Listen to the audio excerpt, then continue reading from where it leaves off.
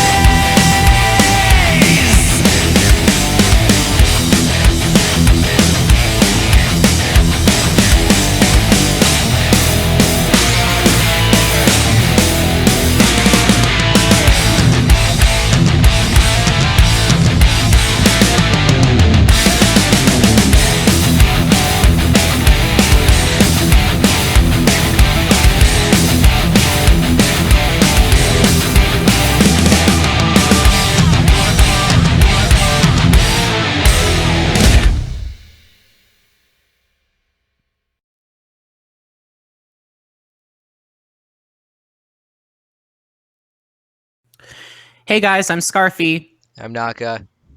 And I'm Krüz. And welcome to Subwuffer Entertainment Treehouse, a determinately drunk, geeky, and cheerful podcast where wolves we house in a tree and we're entertained, bringing you all the latest entertainment news.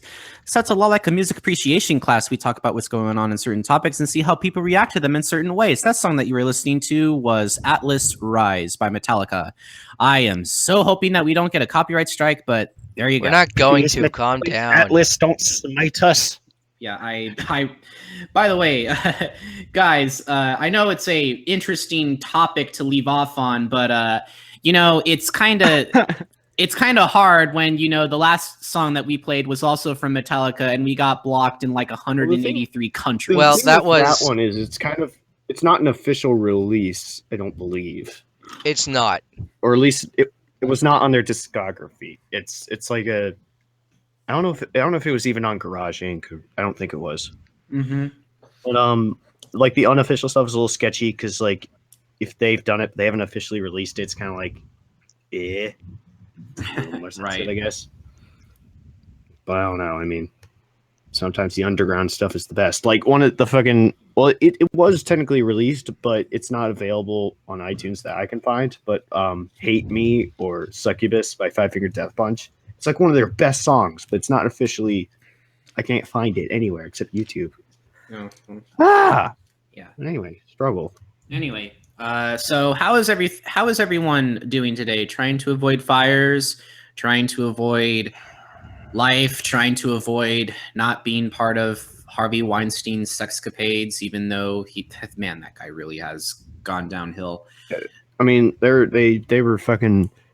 I mean, my dad tends to watch Fox a little more, but like they were going after him even on there. They're saying like possibly that NBC would have like trying to protect him, and I'm like, of course, why fucking wouldn't they? I mean, they're trying to cover their own ass. Yeah, like Harvey Weinstein is pretty much losing it all in one fell swoop. I don't know what he had to do to get to where he is today, but he got kicked out of his own country. He got separated by his wife. The waifu and the husbando are now separated. Sometimes you literally just have to do nothing. All you have to do is get a sexual harassment like accusation tossed your way, and you're freaking vilified for life.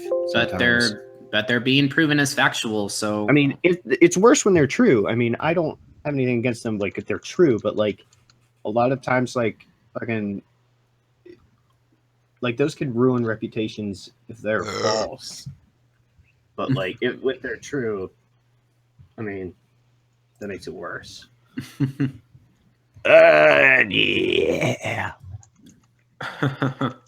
Anyway, welcome to the tabloid section of our show. Mm-hmm. So before we get into our agenda, let's talk about some donations that we just received. One of them just recently. We got a $10 donation from Shutter. Thank you very much, Shutter, for your $10 donation. You did not have to do that at all, but it was greatly appreciated. Mm-hmm. We do appreciate you donating to us to make SET a bigger and better place. Mm-hmm. What was his message? Could you reread that again, please? All right. I will go read that. Sorry. Give me a moment. You are COO after all. I am. So, our friend Shutterwolf here says, keep up the great work on the show. Never stop a-wooing. That is a $10 donation. Yes, I was. You were using your voice box. Anyway, or should I say never stop ing. Go. Anyway, we did get one more in the past week. Road. Road. There's a road. So anyway, and we did get one more in the past week. Yes, we did. I think it was presumably on October 13th, and I believe it was for. It was on October 12th. It says 3 days ago. Well, October 12th is October 13th over there in their country, so take it for what you will. Take it for what you will, and it was for $6.66, and we all know what that means. Yes. The number of the beast. And did you know that 667 is also the Beast's brother? Anyway, continue, Naka. Insert witty message here. From Felix. Eat the ice cream. Eat the ice cream. I've seen everyone you love is gone. There is only ice cream. Eat the ice cream. You've seen that commercial, you know what I'm talking about. It's fucking terrifying. It came on before it in the theater, and it was everyone was just going, "What the fuck just happened?" Excuse me, sir. It was Do you have Prince Albert in a can? You Can? do? Well, you better let the poor guy out. Waha! Waha! Waha! Anyway, yeah. I may have put that on loop for about 10 minutes yesterday. what? I'm You probably gonna really, do that now. You really love that scene because Fucking it's just so hilarious, isn't it? Yes. Because Tim like Curry- like nostalgic. It's like nostalgia critics review. It's like I don't know what they were doing, but Tim Curry is a riot. Like, Tim Curry's fucking hilarious.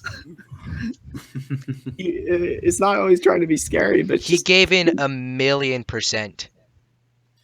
I'll donate $3.99, $9.10. Oh, you mean gas prices in California? huge one. Just Nice so you know, gas prices fluctuate in California. It's not particularly that price.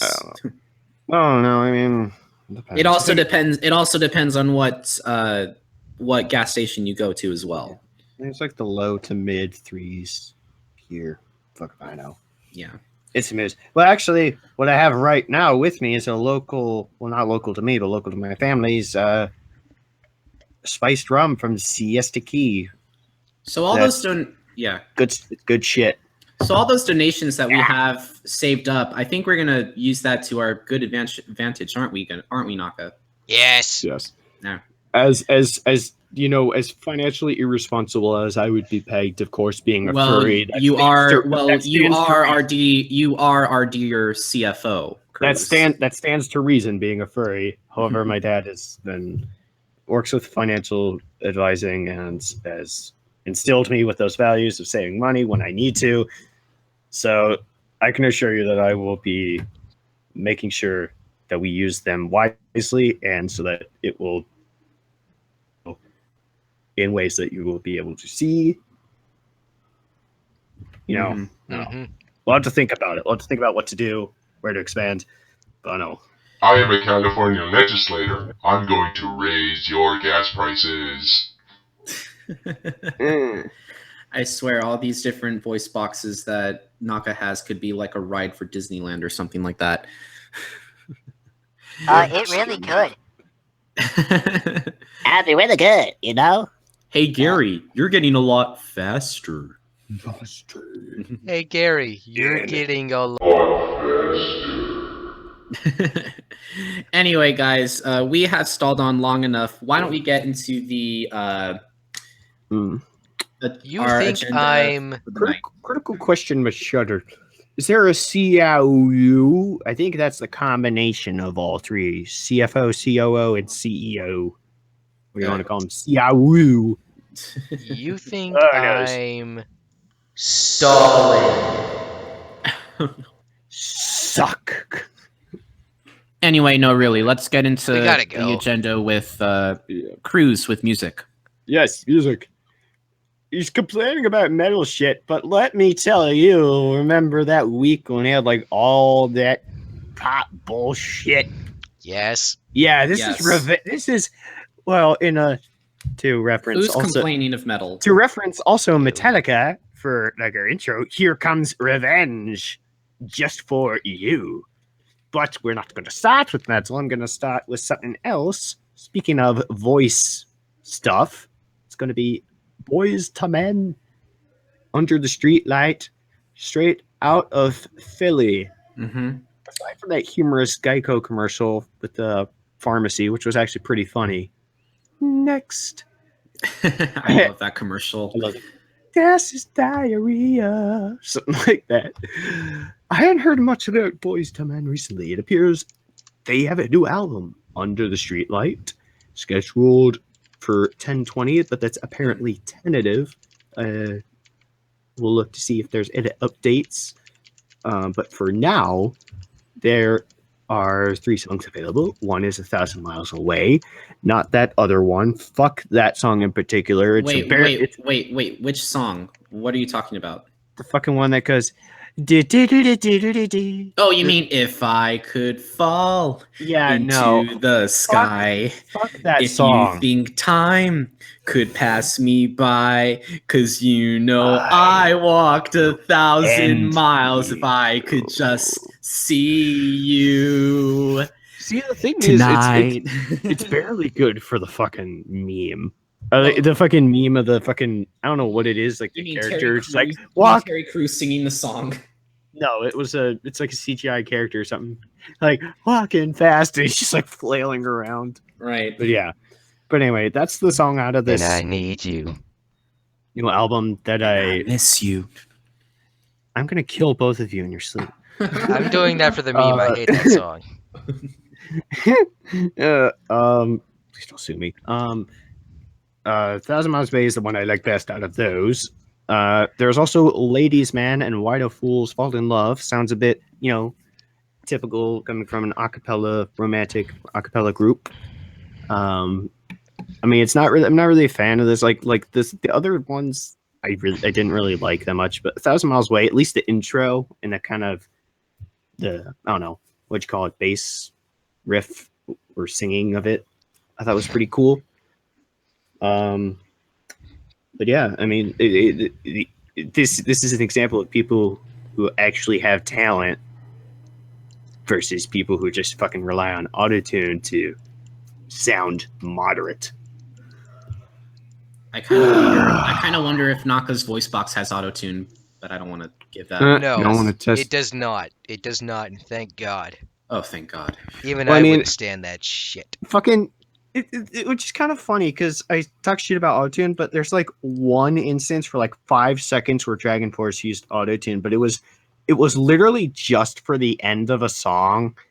I forget which one it was exactly. It was from Inhuman Rampage, but it's like when he goes whoa, just like at the very end of the song. I'm like, why did he have to do that? That was weird. Right. I see what you Anyway. mean. Yeah. I mean, it's fun for shits and giggles, but to rely on that or to rely on, stuff to try to make you sound better, that like it takes away from your talent. And these guys know what they're doing. Did you finish with your section or no? The section, well, we just started. No. That's agenda, dear. Section is when you're going through an artist, and did you finish? Then you're reading the paragraph. Like, did you finish? Yes, I did. Yes, I did. I'm sorry. Okay. Anyway, Boyz II Men. I actually have this one song that was duetted with One Sweet Day that stayed in the top 16 for like 8 weeks, for like a good 5 months. I'm not too sure. I'll have to search that up. But it was with Mariah Carey, and I cannot get enough of that song. So Boyz II Men is a very, very old school a cappella soul group, and they do a really good job trying to bring life into their music without autotune, without all these other sorts of things. It's literally all just their voices. And I mean, for people who just want something like cool and groovy, just something chill music, something you'll snap your fingers to that's not at a fucking slam poetry club or whatever shit. Yeah. It's pretty decent. So Have you finished those errands? Have you finished those Errands? errands? So Before the show, we were going back and forth about fucking SpongeBob references and Yes. which ones we remembered. Have you finished those errands? So what do you think, Naka? Boyz II Men, actual tolerable pop music. Tolerable? Good lord, man. Show a little bit of more respect than tolerable. You want some respect? I'll give you some respect. Okay. No! There's my respect. Anyway, Boyz II Men is actually half decent for music that I don't throw it on all the time, but I won't turn it off. It's like Hey Ya for me. I hate Hey Ya, but I can't not turn it off. Dude, I love Hey Ya. What are you talking about? That's like the best song in my life right there. That's like the best dance song I've ever heard. I like it out of pure irony. Yeah, well. I like it because I like it. That So song will Felix- come on at work, and I will drop everything and just, bob my head along like an idiot. So, do you have anything else to say regarding it or no? No! All right, well, I guess we're done talking about Boyz II Men. I Oh, listened to this song, by the way. It's a decent one. I'll give it that. Wait. Here's the thing. Hold on. Something involving our next thing. There might be something that just came up. I don't know. What do you mean? If my thing will ever load. But I don't know. We'll get into it, and I'll see if it pops up on my telefono, which is being retarded right now. But we're gonna start. It is time for Trivium. The sin and this sentence. See, these guys are a heavy metal / metalcore. I like to call them a metalcore metal fusion just because of how they sound now. Based from Orlando, Florida, they're going to be releasing their 8th studio album, The Sin and the Sentence, on October 20th, following up their dubiously received album, Silence in the Snow, which I actually enjoyed parts of. I mean, Dead and Gone is my favorite song by Trivium. I mean, it's so good. Anyway, I've seen Trivium live because Sabaton was their supporting act for one of their tours, and one of my friends who I've made during my gap year lives near me, so he is a Trivium fan. My other friend was a Sabaton fan, so I went to the concert with both of them, and already being a Sabaton fan, and got into Trivium, and I really fucking enjoyed it. If you like In Flames or, kind of that kind of stuff, that's kind of about what they sound like. I'll be seeing them again with Arch Enemy in Baltimore on Halloween night. It's going to be lit, fam. But yeah, Sin in the Sentence, it's coming out soon. The title track is available, as is The Heart from Your Hate. And apparently Betrayer, that's what I was looking for. Betrayer might be released soon. Trivium posted something about that, but I don't know for now. But we will see, because the album will be coming out soon. And very soon. Sooner than later. Yeah. So I looked at the music video of Trivium, and I'm not gonna lie, it kind of represents like the music video anyway. Kind of resembles like The Last Supper. You know what I mean? That kind of thing. I like that he was sitting at that, but like, the message of it can be summed up in that one line: "You condemn me because you don't understand me." Like, people condemn what they don't understand. Pretty much. That's kind of the message of that. I mean, it does have that kind of. I do like the imagery they used in the music video, all that stuff. Like, even with their new drummer, which they have a new drummer, by the way, who is pretty fucking awesome. Right. Hopefully they can keep this one. Yeah, I was listening to the. Yeah, because they had a different drummer when I saw them last. What is it with rock stars dying and rock stars quitting the band and leaving the band? It's so sometimes weird. They get fired. Sometimes I think the thing with some bands, like at least with thrash metal or some old bands, like sometimes they need a new drummer because the guys who are old can't really keep doing what they're doing when they were young. I don't know. Lars. Except, Lars kind of like he does kind of need a little help with like some of the studio stuff, but he can still play, but he can't do like fucking Dyer's Eve. He can't do like barely can do like he can only do like Trapped Under Ice at a slower pace kind of thing. I mean, you can tell, but like, yeah, Dragon Force. Well, their guy Macintosh wasn't getting old. He just left to do his other project. But their new guy is pretty fucking amazing. G.N. Zaloni is also known as the happiest drummer on the planet because he's always smiling. But yeah, like, I don't know if other bands have the original drummers. I mean, even Slayer, like, they don't have Lombardo still. granted, they do have a guy who was with them earlier, who was Paul Bustaff, who was with them for like some of the 90s.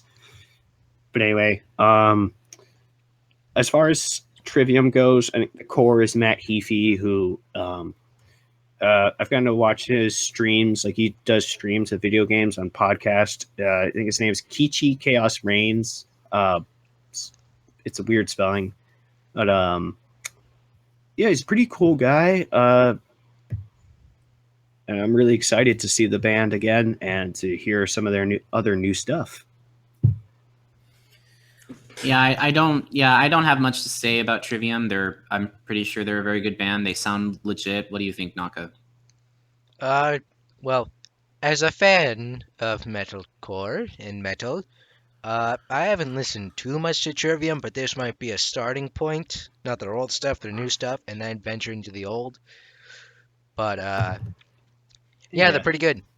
Speaking of Dragon Force, Felix just reminded me, you can hear Matt Heafy in the background of Dragon Force's The Game from Maximum Overload. He was doing some background vocals for that, which was really cool. Which I guess, I assume this might be part of it, later encouraged Mark to do some growling of his own, which turned out really well if you've heard Edge of the World. But going to get into some more bloody good shit. We have Beavis, next. do you need to lay off the crack? No. I don't know. I'm Son. referencing Beavis and Butthead. So, wait, They're trying to go to a GWAR concert. They're trying to go to a GWAR concert. Corn. Remember we got to GWAR. hang out with Anthrax? Yeah. But yeah. Felix, you need to get listening to Sabaton. Well, I mean, the classic Prima Victoria, but my personal favorite, Screaming Eagles. Let's get out of the way. Next is GWAR. GWAR. The Blood of the Gods.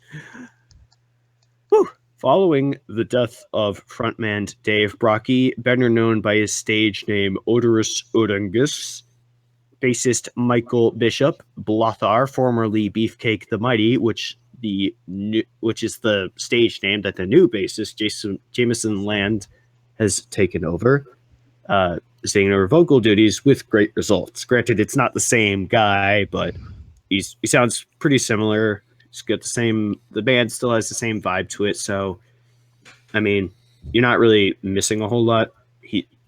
Not to say that Rocky wasn't a good singer. He was a great singer, but the bassist really stepped up.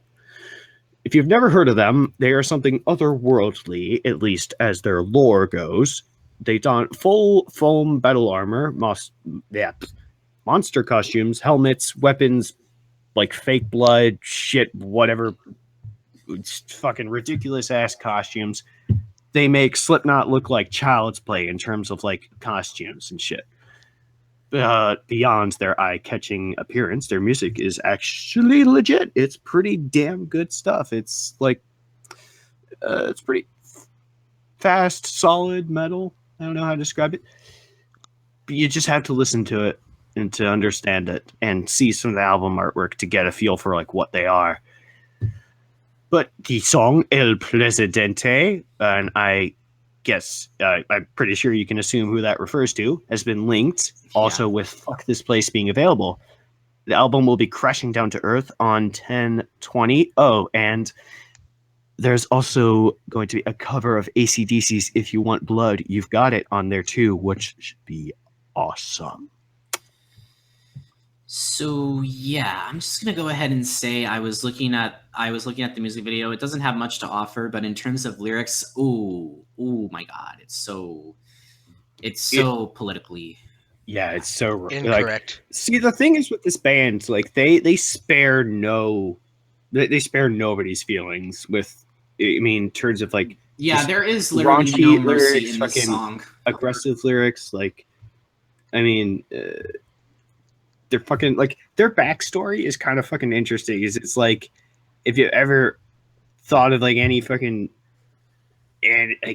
porno video of like people like aliens coming to Earth and like raping everybody and like just whoa spreading their race and shit. No, I'm serious. That is kind of what their lore is. Oh. Oh. Yes. I wasn't kidding. So yeah, they're pretty entertaining acts, I will say. I can see that, but what I was referencing when I was doing the Beavis and Butthead thing, what I was referencing was the Super Nintendo game back from the early to mid 90s, where Beavis and Butthead have tickets to a GWAR concert, and they get ripped up, and they have to go around town finding pieces of the tickets. And at the time... It's nothing more trouble than they'll buy new fucking tickets. Somebody's watched it. Somebody knows what I'm referencing. Angry Video Game Nerd was filmed in front of a live studio ostrich. Anyway, GWAR does seem very interesting. That kind of over-the-top shit that I like. Mm-hmm. And I will definitely give these guys a check out. Okay. Yeah, I looked. I don't really have much to say. I don't have much to say about GWAR. Otherwise, I listened to them. I like the lyrics that they're talking about because they literally they had no mercy to spare on this one because they're clearly talking about El Presidente. I'll let you figure that out for yourself. Yeah. Anyway, context. Yeah, that's all. That's really all I have to say. Yeah. I mean, they're also like Lamb of God. They're from Richmond, and also like Municipal Waste. So I mean, those are two also. Well, they're not really somewhat political bands. I mean, at least with imagery in some case with Municipal Waste. But yeah, if you look up their T-shirts, they have one of you know who shooting himself, and then it's like the message on the back is actually cool. It says the only walls we build are the walls of hate around ourselves, or something like that. But yeah, speaking of hatred and other anger, gory rage, goodness, we have, yes, that's right, Cannibal Corpse. They are back. Just in time for Halloween, too. Yes, perfectly in time for Halloween. Actually, the album's coming out after Halloween, apparently, but it will still be, hopefully, Halloween season because, I mean, it's not really Thanksgiving season yet. Halloween. And I mean, granted, all the candy is like, half off at that point. So, I mean, you're probably having a sugar rush hangover at that point. Yeah, but yeah, the death metal legends, Cannibal Corpse will have their 14th studio album, Red Before Black, will be released on 11/3, which is November 3rd, just after Halloween. A bit early, but it's a big announcement, at least in the realm of metal, because Cannibal Corpse has been one of the defining bands with death metal, along with Death themselves and Obituary and a bunch of other death metal bands. I mean, I haven't bought a lot of their songs except for Hammer Smash Face, because that's classic, which was also, fun fact, featured in Ace Ventura. Yeah. Holy Testicle Tuesday. Yeah. So I haven't bought a lot of their songs, Nice but I still have meme. listened to quite a lot of their songs, especially stuff from Skeletal Domain and Evisceration Plague and a bunch of other shit. So if you want really just B-movie, gory, death metal themed shit, blood and guts everywhere, corpses and shit. Yeah, this is gonna work. This is for you. Yeah. And Corpse Grinder, I mean, just his name says it all. Probably one of the most classic death metal vocalists of all time, with a neck that rivals Corey Taylor's. Have you seen his neck? It is THICC thick. Someone Extra make thick. him llama, please. That would be the most interesting thing ever. Whoa, hey, how did he get here? Carl, what did you do? Anyway. Carlos. Anyway, Cannibal Corpse. I looked at the music video. It's just about as gory, zombie-like, and the song linked, pretty much apocalyptic as you think. The song linked, by the way, is Slasher's Code, I believe, which was it's kind of like one of the comments sums it up. It's like no matter like to this day, I think it said like Cannibal Corpse's music video budget is like $25. It's basically they went out and like shot it themselves with a bunch of other people. It's like that's kind of what it looks like, but it's just they kind of do poke fun at themselves being like just a bunch completely ridiculous, but it's also just so violent, glorious, and bloody, just good shit. Yeah, pretty much. Yeah. So Red Before Black, look for it early November. That's when it will come out, just after Halloween. Oh boy, Halloween. Spooky time. Let's get ready to move on to our last thing. And yes, when I did see Rise Against live, they did play Wolves. I need to tell you, Bill, about the intro music video, or not the music video, the little intro animation for that. Just so badass. Yeah. We did this shit for free. Yeah, we just beat that budget. Yeah. Yeah.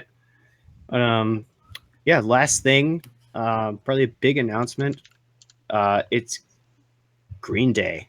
It's not a new album, but it sort of is a new album, but it's going to be their second greatest hits album. Already being on top of the world with a Rock and Roll Hall of Fame induction in 2015. Just, a little side rant here that, bands like Iron Maiden have been snubbed for years, not being in the Rock and Roll Hall of Fame. It's fucking unbelievable. But yet NWA is getting in. I mean, like, what the fuck? But yeah. And the success of the 2016 album Revolution Radio, soon they seek to ascend higher, see what I did there, with their second greatest hits album, the first being 2001's International Super Hits, with their album God's Favorite Band, which I believe, since I've seen some of their background footage for what was their album Bullet in a Bible, the live album, it was something with the bassist, like Mike Dirnt and Trey Cool. It's like, what? Mike Dirnt's like, why is there no clouds in the sky? And Trey Cool's like, because God wants to watch his favorite band again. So, yep, that's what it's called, God's Favorite Band. This one is also early. It'll be coming out on November 17th, but it's also big news because of the hype. I mean, NWA is like a rap group. They were the ones with fucking, what was it called? Straight Outta Compton was that movie about them. It was Ice Cube, Eazy-A, Dr. Dre, and a few other guys. I would say the title of it, but it's kind of explicit. Yeah, I mean they're known to be explicit and shit, but like. So I'll just type it in the penis. No, I'll just type it in the chat and you guys can figure it out for yourself. Yeah. Yeah, no, the thing is like, yeah, they're it's a rap group, but like, I niggas with attitude. The Krüz, kind of God, I slurred it, okay? No pun intended. All right, I'm well, you sick, didn't have to, kid. like, say it. Yeah, I know. Okay. Yeah. So about the album, it'll feature 20 hits from Green Day's 31-year career, as well as 2 new tracks, Back in the USA, which I believe is a new song, and also a duet version of Ordinary World from Revolution Radio with Miranda Lambert. I mean, I'm hopeful because Billy Joe also did a album with Norah Jones about just a bunch of classic cover songs. And also the now I'm gonna get fucking we don't even make money, but we're already gonna get demonetized and shit. I put a PewDiePie. Okay. So basically, I'm just gonna go ahead and say this right now. I really hope that Krüz is not going to be the next PewDiePie. I'm just gonna say that right now. I'm not even Swedish. But the thing with it is like, really, like the thing with, like, it would sound dumb of me to say it, but it's like, it's just a word. But like, again, for me, it's part of the title. It's part of the title. I know. I'm not gonna blame Krüz, and I hope the chat doesn't blame. I think the intent behind it is worse than actual use of it. I mean, like, I would say something like, or at least what now people are saying. I forget what it was before, but people are using the B emoji, like saying nibba. No. Well. I mean, I think it's fucking funny, but like. But anyway, Green Day. There's not a lot of music I listen to has that in it, except for like, Body Count, whatever. Yeah, the cover is also pretty cool. Kind of looks like a stained glass window. But anytime like Green Day, like they've dressed like Priest with the fucking white collar thing. Yeah, it's pretty cool, and I'm excited because I've seen Green Day twice, and they have also used the N-word in one of their songs too, also, which is Mass Hysteria. Well, they also used the F word, not that F word, the different F word. But anyway. But yeah, they did. The weird thing about that was the American Idiot. I always thought they were saying I'm the fat kid. I didn't think they were saying faggot. I thought they were saying fat kid. He's saying but that I don't in know context. He's saying that as the lyric. He's not meaning that as an insult. I know. It's just we got to be careful because we don't want to we don't want if kids are listening to this kind of kids. This is not a place for kids. No, it isn't. Anyway, tell them that it's talking about a bundle of sticks. Sorry. Green Day. Anyway, I listen to Green Day. I know a few of their songs. I don't listen to them religiously as much as other people do. It's an interesting type of thing, but yeah. Billy Joe on crack, Billy Joe on crack. What do you think? You're going to give me one fucking minute? Naka, what do you have to say about Green Day? Well, I'm not sure what I have to say about Green Day, because I'm pretty sure you just lit a Skittle on fire. Lit a Skittle on fire? No, I'm literally talking about Green Day. Can you please answer my question? Again, Billy Joe on crack. No, again, I don't care. In all seriousness, Green Day is actually a pretty good punk band. Well, they're more pop punk than punk, but anything that's kind of political or punk music, I will listen to. I mean, I listen to the Dead Kennedys, and that's very much political punk music. But you went to school when you get it to, and you've seen it all. Chicken conformist.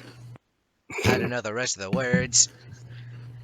Anyway, no, but it's a holiday in Cambodia. I do think that it is pretty cool that even though it is technically a greatest hits album, they're still making music. Or, they're still releasing some titles out there. So it's take it with a grain of salt. I've been doing this since fucking 1989. If you haven't seen his Billy Joe's 1 minute skit, or not skit, but it kind of is a skit, but like he was just completely wasted on stage. He was getting really pissed off. He just walks off stage. Mm-hmm. People still applaud him for that, even though he did go to rehab later, just wanted to sober up. But it was still pretty funny to watch. He's like, you're gonna give me 1 fucking minute? What the fuck? I've been doing this shit since 1989. Do you have anything else to say, Krüz, regarding your music? Okay, Buzzkill. I do not. You should. Unfortunately, that's what I was trying to say. That is all that is there for music. But we're going to move on to Naka, who's a trailer that had some pretty awesome music to begin with. So let's go. Vroom, vroom, motherfucker. Yeah, you can tell Kazunori Yamauchi that he has a very great taste in music, because that's what the Gran Turismo games have always had. It is Gran Turismo Sport. I'm not sure if I copied and pasted it already. I have not. There it is. Here we go.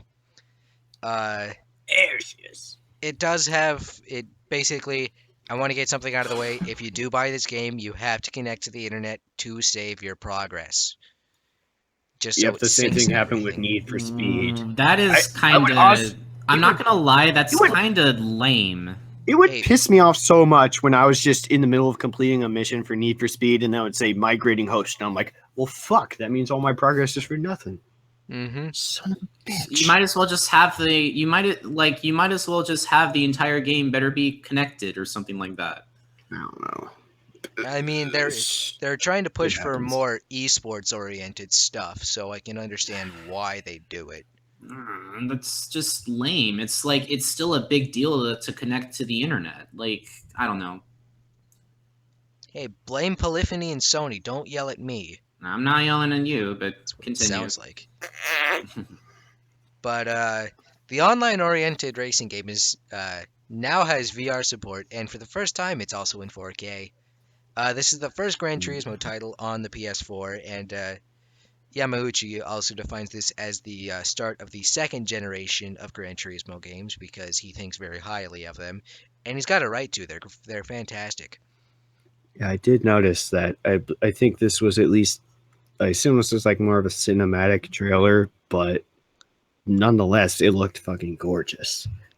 In terms of graphics and frame rate and all that shit. And I was just watching it in 1080 60. Mm-hmm. Because my computer can do 4K, but it just even when it's loaded, it'll just stop randomly. So I'm like, it's asking a little much. But still, I mean, the most it can do consistently is 1440. But anyway, it looks beautiful. Because it is also the first Gran Turismo title on the PS4, it's got VR support and 4K. While much smaller than Gran Turismo 6, which, by the way, I am kind of playing in the background while paying attention because if I'm talking and I can just start rambling unless I have a good stopping point, I have something that generally distracts me. Generally, you'd think, well, why not have a fidget spinner? Well, video games are my fidget spinners. So shut it. Fidget spinners. Yeah. And you notice that I have been paying attention this entire time, so you can't say it distracts me, Scarfy. Ha! But technically, it is much smaller content-wise compared to Gran Turismo 6, which has nearly 1,200 cars and a bunch of tracks. This game, all of the cars available and tracks available are very much perfected to the minutest detail, and I don't think it's a word, but you can call my bluff. Dare I say even more detailed than Forza 7? Actually, it is much more detailed. Turn 10 has fucked up car models and fucked up sounds. What about draw distance? What about draw distance? That doesn't really matter right now. Alright, well, thought it did. But 177 cars, 27 configurations of 19 locations to race on, all crafted from the ground up by Polyphony and their space magic developer of Kazunori Yamauchi. Fun fact, there will be a meeting at the World Motorsport Council, it's somewhere in Europe, with the FIA, which is big, and it's a big sanctioning body of motorsport, trying to ratify the Gran Turismo Online Championship to make it a full-on, professionally sanctioned esport. Yeah, with nice. 2 championships held. Make it an official esports event. That'd be great. Yeah, like the Nintendo World Championships, basically. Well, it's equivalent, just not esport. But anyway. Yes. Anyway, I'm going to continue.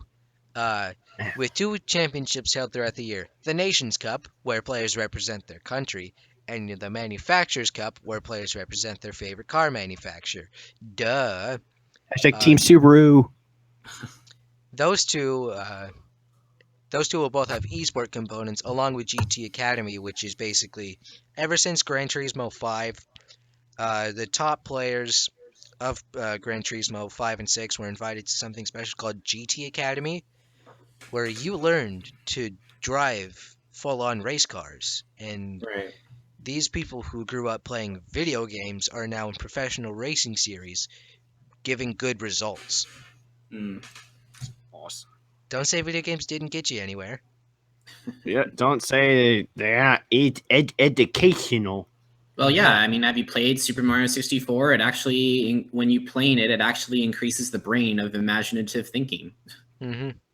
And that's aside from the freaking Mario geography quiz game, whatever the fuck that one was. Basically.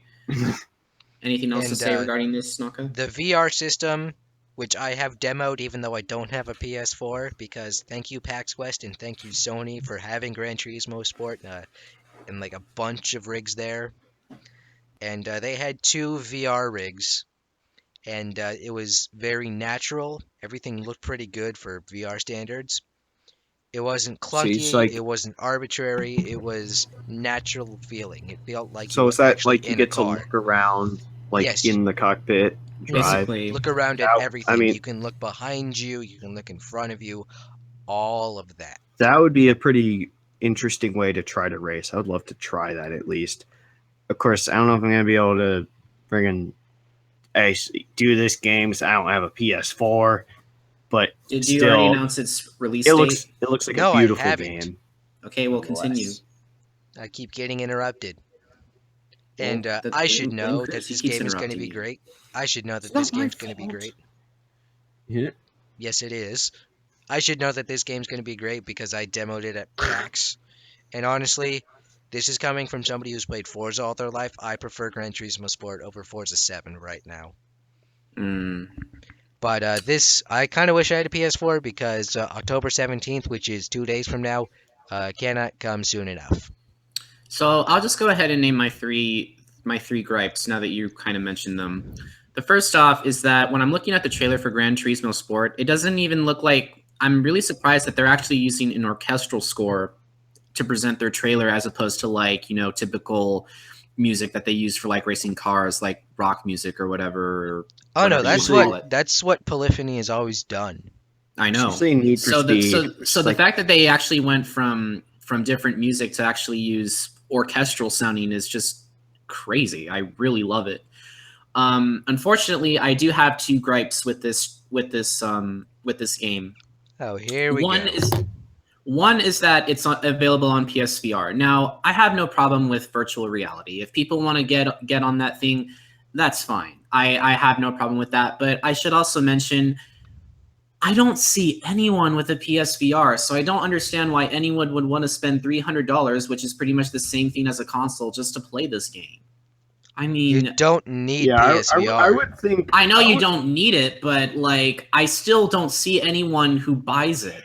I would think I'd want it for something that you could play more than one game for like. Yeah, Resident I wouldn't Evil get 7. it for just one game. That's on VR. Yeah, well, that was the demo, wasn't it?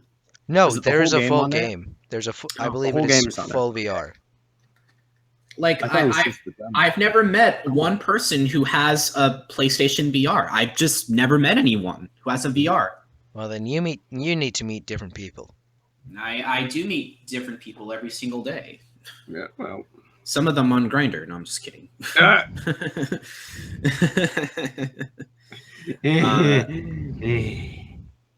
But anyway, your third gripe? Yeah, well, it's a racing game.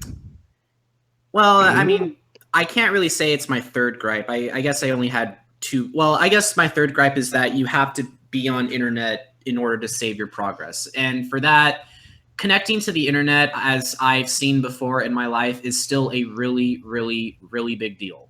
I mean, like, you can't get really good internet pretty much like nowhere.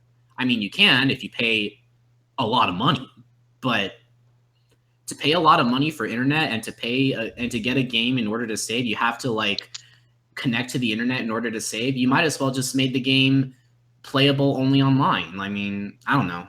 That's just my personal gripe. It's a pretty polished game. I like the trailer. I like the music that they're using for the trailer to increase its advertising. Mm-hmm. I just personally think those options are not really good. I don't know. Internet's a bit weird because like I love playing Splatoon 2, but I can't really play it much at college because it just kind of craps out on me all the time. Mm-hmm. I can tell you. Internet. I mean, I can tell you. I mean, I can tell you, Gran Turismo Sport has been perfected so much that if you take a look at the screen, you can see something that shouldn't be there because it's rated E for everyone. And what is that? Is that Aaron Carter loves cock. That is actual graffiti from the Nürburgring, Oh, from the famous detail. German racetrack. And Polyphony they- accidentally left is that in. Oh God! And That's they literally put this in the trailer. No, that's They actual snuck gameplay. They snuck that one by them. So they snuck this one in the trailer, and it got a rating. No, not in That's the so trailer. great. That's actual gameplay of the demo. Oh, It's so great that wow. nobody caught that. No, somebody caught that. One of my friends caught Did that. they? I'm surprised this. No, none of the official people with the rating system Oh. caught it. ESRB caught it. I don't think. Is Darren Carter a bad race car driver or something like that, or? I don't know. I don't know. Nah, I don't know either. Anyway, I don't have much to say regarding Gran Turismo Sport. It's a racing game. I'm not a huge You're fan. a pleb. Excuse me, I play a multi-variety of games that are not just racing games. I'm fucking. Well, racing is also a variety of game, mind you. Anyway, I mean, whenever I say that stuff, I'm fucking with you. I don't really mean it. right. Do you have Take it anything with a else? grain of Do you salt. have anything to say, Krüz? Well, other than I wish I also had a PS4, and that I, think this is a beautiful game. I don't know. I hate talking about things that I can't get. Sucks. Well, I have James nothing May. else to say. Okay. Anyway, want me to move on to And his name is John Cena. wrong? I take that as a yes. So, did die. It's like people who have cell phones in the movie theater. It's like, oh, do you want some of this? Diddle do, diddle do, diddle do, die, and then shoot them with a rocket launcher. Anyway, WWE 2K18. Well, Bork Laser is returning. Kurt Angle returns, and who is a pre-order bonus. Colonel Sanders will join in due to KFC being a product placement. John Cena has a special edition that comes out way before the show. Colonel Sanders for the fucking game. It came out 2 days ago. I will rise to the top as Colonel Sanders. Seriously, the special edition, if you spent like the big money on that, came out 2 days ago. What's the matter, Colonel Sanders? Chicken! Seth Rollins is on the cover. There's not much to say about WWE 2K18. It's a newer, updated version of 2K17. And for the first time, a WWE game under the 2K banner will not be on the PS3 or Xbox 360. The Bagel Club, where none of its members are here right now because they're off doing bagel things, probably watching a pay-per-view, is going to have a lot of fun with his title on the 17th for PS4, Xbox One, and Windows. 2K has announced a Switch version with an unknown release date.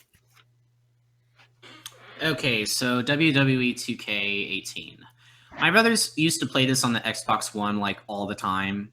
I'll just let that speak for itself. I'm not a huge fan of WWE 2K18. I used to watch WWE like with my parents like all the time. I remember watching WrestleMania 24 and watching Undertaker try to get the World Heavyweight Championship away from Edge, and thank God it happened because I was literally just like on the edge of my seat when that happened, and it was just beautiful. Edge. And then Brock Lesnar took Undertaker's streak away, which is You mean Bork Laser? Yeah, pretty much Bork Laser. Anyway, I really like Shutterwolf's comment that he made. Scarfy Cornley loves corn. Scarfy Conley loves corn. Just blur it out and just write that on there. I was about to say the other C word, not the C word that everyone thinks. Like, I never successfully made homemade waffles that didn't have cum in them. Anyway. Hey, that was somebody else, not me this time. Yeah. So I said that as a WWE meme last time. 2K18. I'm not a huge fan of this game. I don't really think I'll buy this game anytime soon. But anyway, that's really all I have to say about it. Krüz? I was making myself dinner last night. I was cooking, pasta, and I heard Motley Crue come on, and I was just like, "Fuck yeah!" Beyond that, I mean, I'm not really into the wrestling games or wrestling franchises, but just to have some good music in there is refreshing. I'll say that much. Whoa! Yeah. Wow, yeah. Jeez, step hard up in different steps. Good shit. But yeah, people. Good news, everyone. People who like this franchise, I hope they will enjoy it. All right, I think that is the sign to move on to a short game, but That is correct. A short game. well, it's short because it's just a remaster that I don't really want to get into details of because the game is 20 years old. It's a ye old ancient game. Yeah, actually, it's 20 years old as of this show. Is it as old as Civ? This looks like Civ to me. Like You were saying, Naka? Age of Empires Definitive Edition. never be a friend to the Romans. A 20th anniversary that Microsoft is actually re-releasing. What the hell?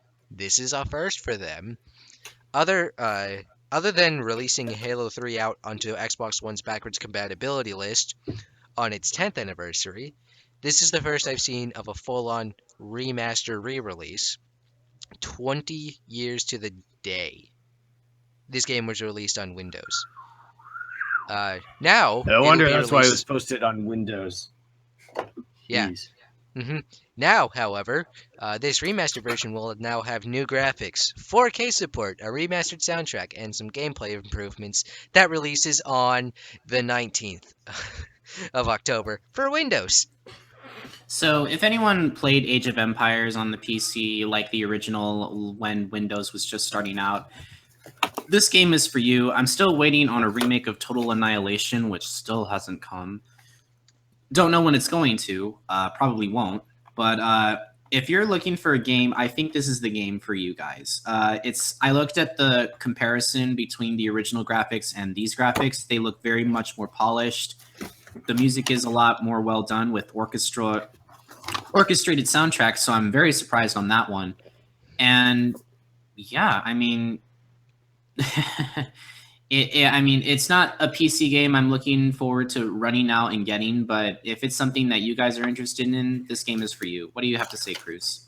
I did have a PC earlier, but it was just with Windows 8. There's your problem. Yeah, there's your problem. Upgrade to Windows 10 and it'll be twice the suckage. No, it's going to be half the suckage. Windows Vista. 10 is better than Windows 8. Oh, Vista's so bad. Continue, Krüz. Vista. We don't talk about Vista. We only talk about XP for nostalgic purposes. Solitaire That's blue because screens your computer. That's because XP is the best one ever. Anyway. I found it entertaining to watch some people play Civ in games like that. It's not really the realm where I'm best at. I'm best at like immediate action or like some subtle planning, but not like, full on directing a full cavalry or fucking whatever. But it still does look impressive as like a remastered version of an original game that people probably loved back in the day. Glad they're bringing it, they're updating it, making it look all nice and shiny in 4K and all that shit. It's shiny. Oh, horrible. I smell food downstairs in my house, which is somehow being piped up to the studio. I don't know how that works. My mama said she's gonna bring the food. I don't have no food. What the fuck? Okay. Don't talk to your mom that way. Ma'am, and eat some more bread. Ma'am, need half packets. Ma'am, need half packets. Wait, no, that's later. Hot pockets. A pocket full of shells. Anyway, Rally around the family size. are we moving on? Emails are like hot pockets. They're full of garbage and cheese. Yes. We're moving on to God damn it, there's another Dynasty Warriors game that isn't a Dynasty Warriors game. It's Fire Emblem Warriors, aka Fire Emblem, the Dynasty Warriors game. It's a hack and slash action video game in which players take the role of multiple characters, including original characters Rowan and Liana, and characters from several Fire Emblem games, including Shadow Dragon and Blade of Light. Shadow Dragon and the Blade of Light, Awakening and Fates, Fire Emblem games.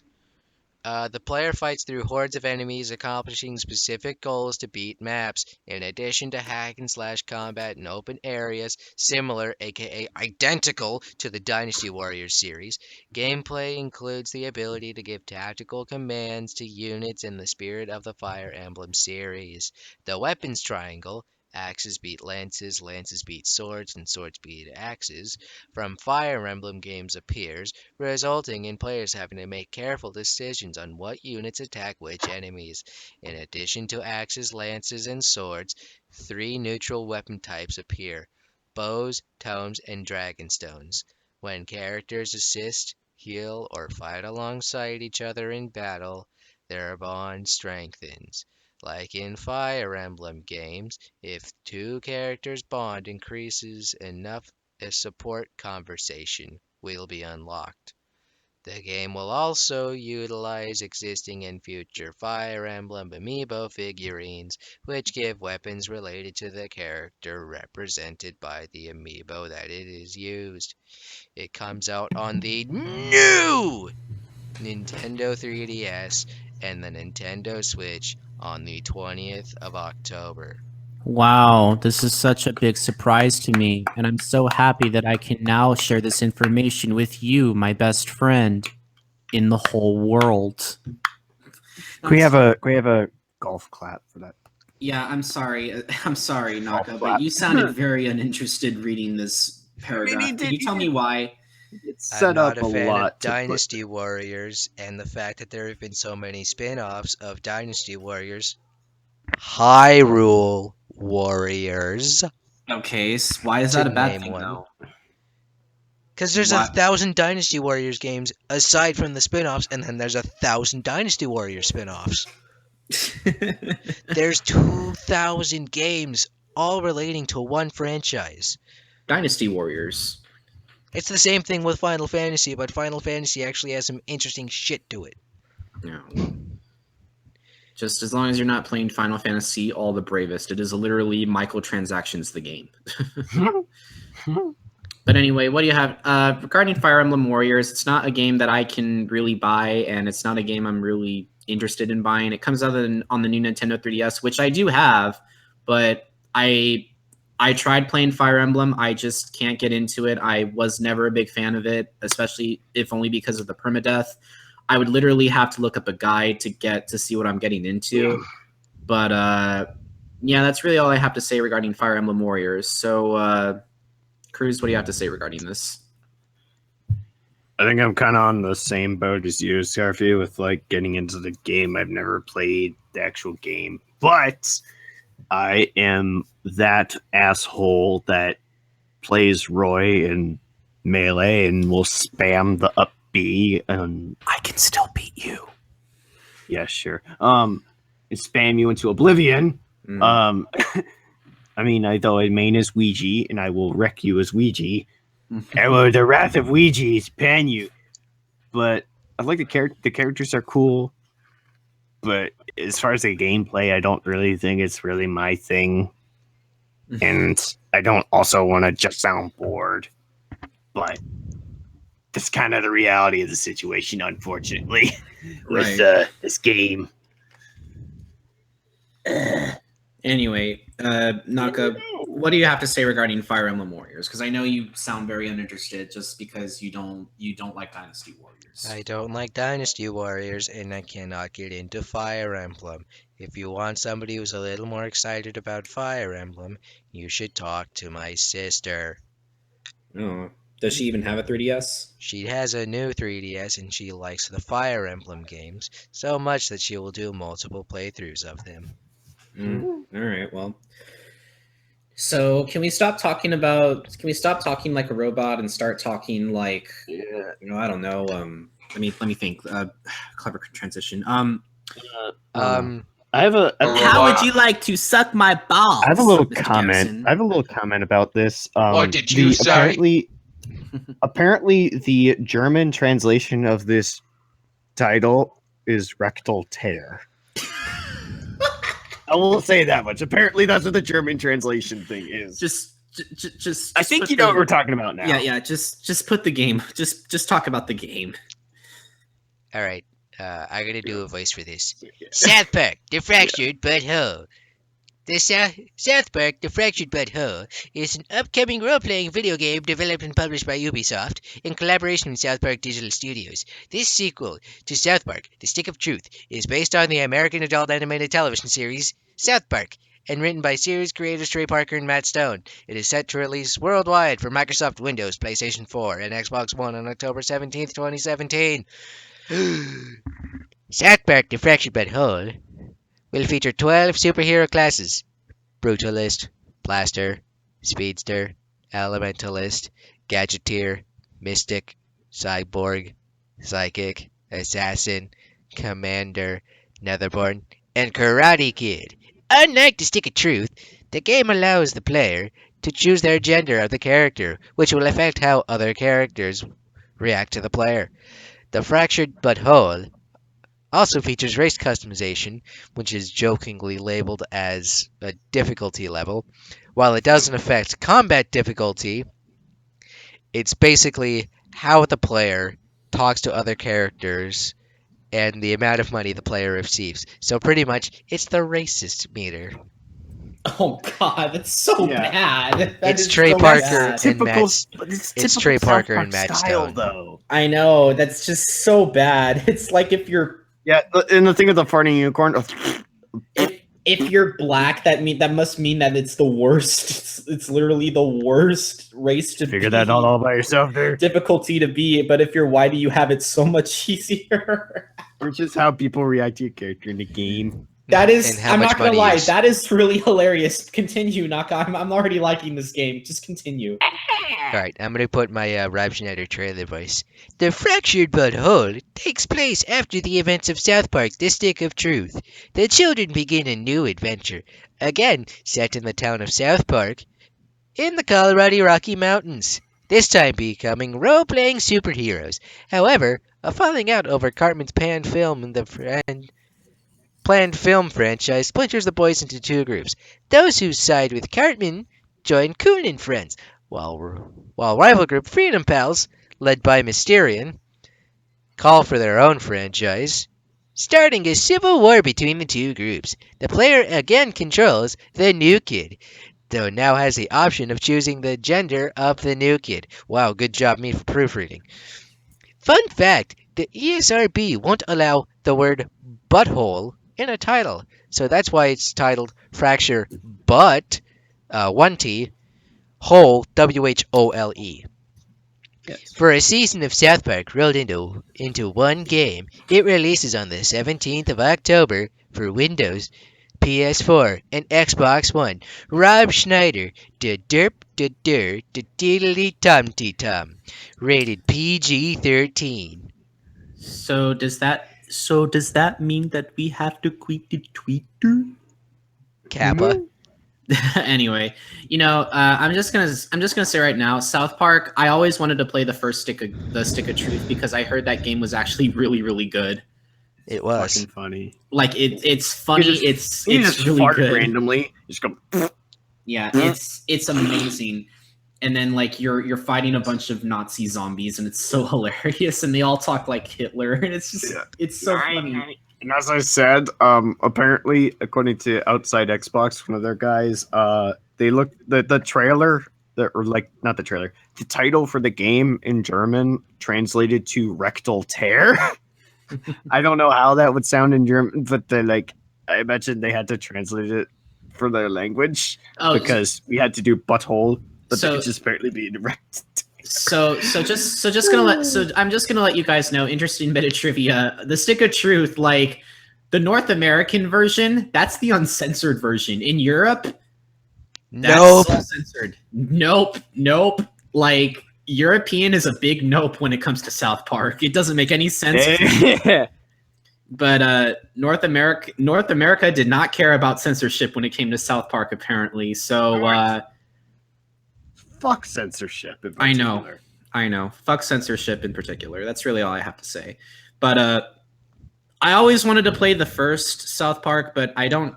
So I can't really play the Fractured Butthole when I don't have the first South Park. So I think you mean the Fractured Butthole.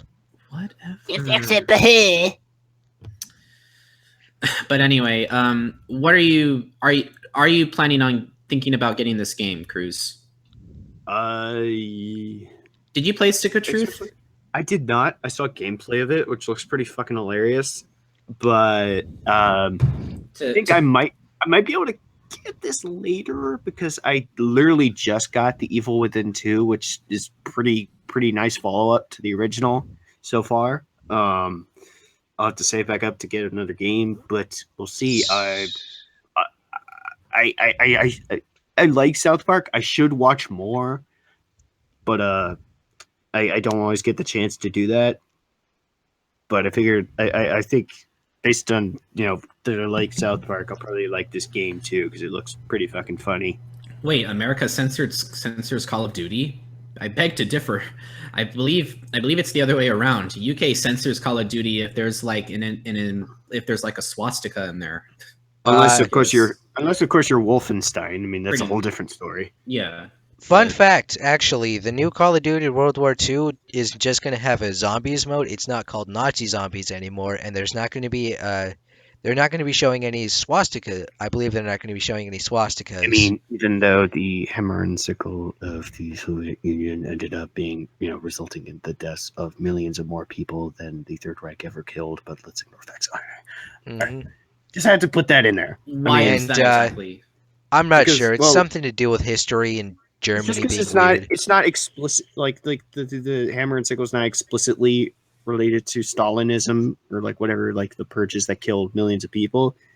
But I mean, the swastika is kind of not like it wasn't originally. Like originally, I think what it represented was like the 4 things you could be born into, which is like human, animal, angel, or devil kind of thing. So it's kind of like that. Yeah, it was weird. A Buddhist symbol. I think it was, but like then it was, of course, bastardized and became what it was. I think this is what the one that the Nazis used was flipped backwards. But enough talking about that shit because that'll get us enough hate from the SJW Tumblr crowd as it is. But yeah, Twitter. Naka. Well, Twitter too. Well, yeah. Naka, are you interested in getting this game? Potentially. I do want to bring up one thing about the Call of Duty censorship. This was when Modern Warfare 2 came out. There was a mission in the game that was initially required and then was deemed optional. Oh. I'm surprised you haven't heard of this. It's called the No Russian controversy. Oh, no, I haven't heard of it. Basically, after a required mission, the next mission, when the game was updated and patched, the game gives you the option to, hey, do you want to skip this mission? It will not affect your save progress. It will not affect trophies or achievements or in any way. Just because it was involved in, what, Russia? Not because of that, no. Because you played in a role where you're an American secret agent working with Russian terrorists, and you shoot and kill thousands of people in an airport. And that's technically supposed to be the start of Russia declaring war on America, which furthers the story. But that caused a lot of controversy in all over the world. Yes. Because I mean, some of the things that games have predicted, like world conflicts, like I think it was like Russia and Georgia. That conflict was predicted by one game. Like that was their setup, and that ended up being a conflict. But kind of ironic because Joseph Stalin was from Georgia. not the American Georgia, mind you. But like, I remember Battlefield 4, like that was based off of us being at war with China. So I mean, it can kind of play off of real world scenarios if things went to the extremes, but like, I don't know. It's just. I mean, I forget. Some things are a little too sensitive to talk about, but yeah. Other than that, I don't really see a reason to just like not include the mission. Mm-hmm. It's I guess it's better that they at least included it and made it optional to skip versus just taking it out of the whole game entirely. It was mainly just the slaughter of so many innocent people is what caught the attention of people around the world, and people might have been. And had that mission been kept in and made required, a lot of people would then blame Call of Duty Modern Warfare 2 on school shootings and mass shootings. I mean, well, they still did include the Gallipoli campaign and Battlefield 1. How did we get from South Park to Call of Duty? What the hell? And that was like many innocent people died there. Mm-hmm. Yeah, but still, I mean, it was just like because it was a slaughter on both sides of the Brits and the Armenians and. Not the Armenians, I mean the Turks, a bunch of others. While that all was going on. I actually know the Princess Kenny theme song from South Park. By heart.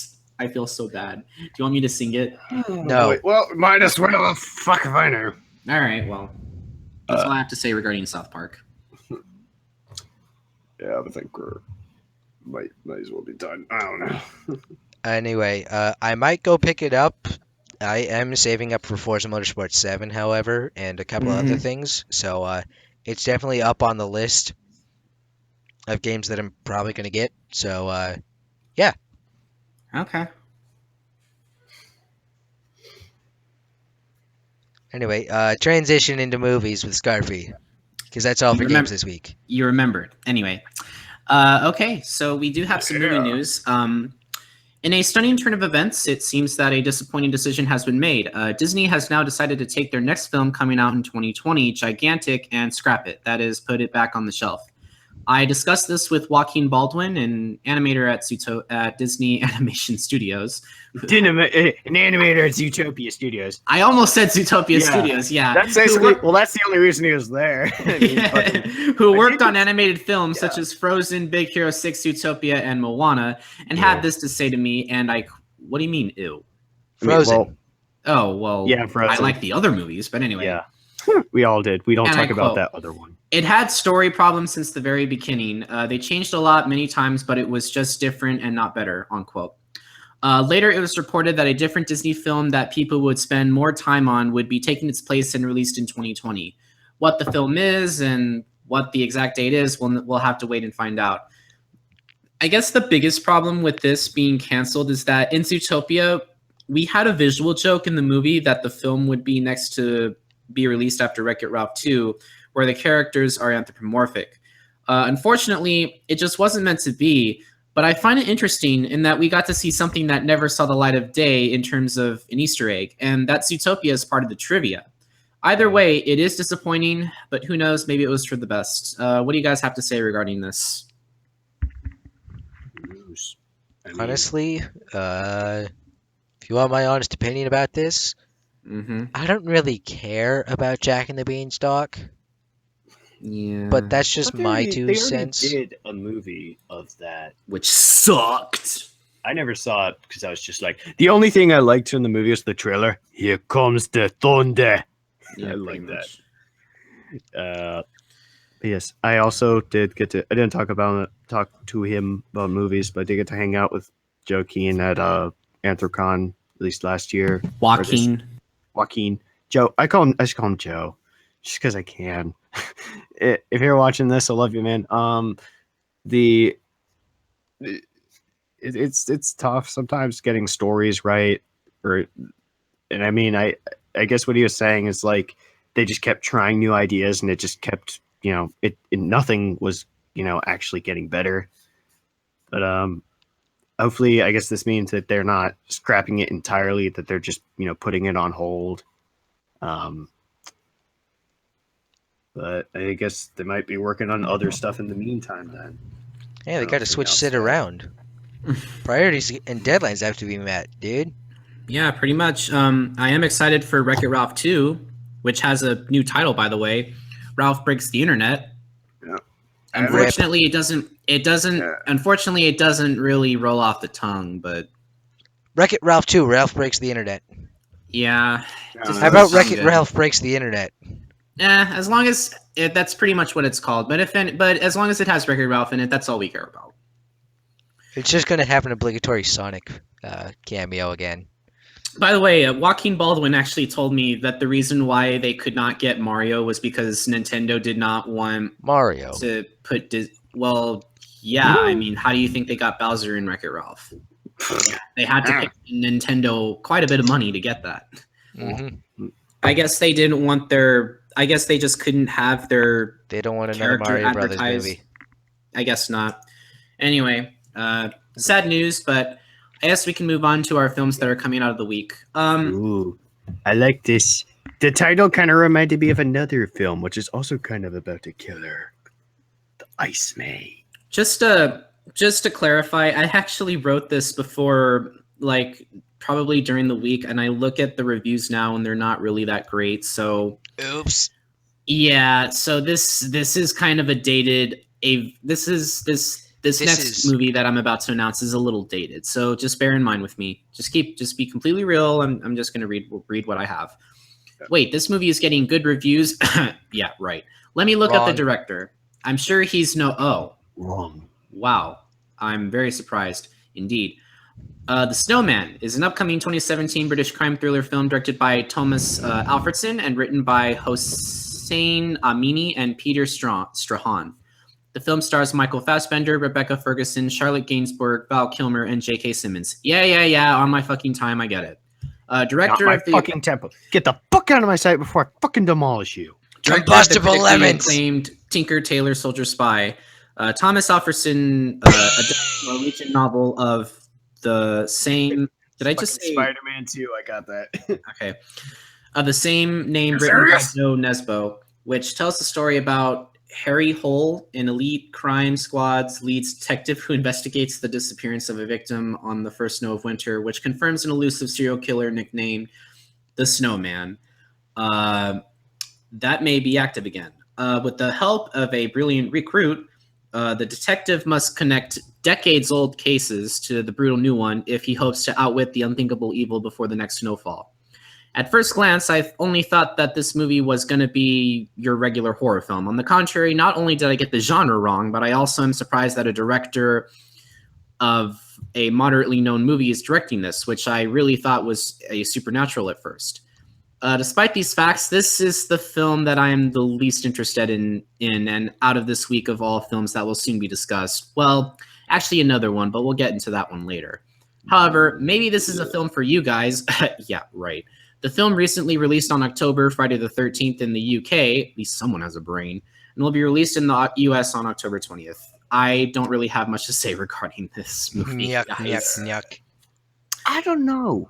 I feel like it had a good premise going for it, because it's also kind of like, it's not dissimilar to a movie with also a similar title called The Iceman. It's about I forget his actual name, but he was a Polish, like, not a serial killer, but more like a mercenary who had killed over 100 people throughout his career and his involvement with the gangs. Mm-hmm. And later it was kind of badass, I have to admit, like what it showed after his prison sentence, like of him in prison after, being old, growing a beard and shit. Like he's like, grow a beard. He's like, the only thing I regret was hurting my family. And like so it's kind of like that, but like more of just a mysterious killer.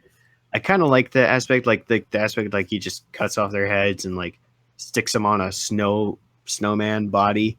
I think that's kind of cool in a morbid way, but like I don't know about there's better kind of thriller murder drama kind of movies. I'm gonna see if Krüz can get Naka can get this quote.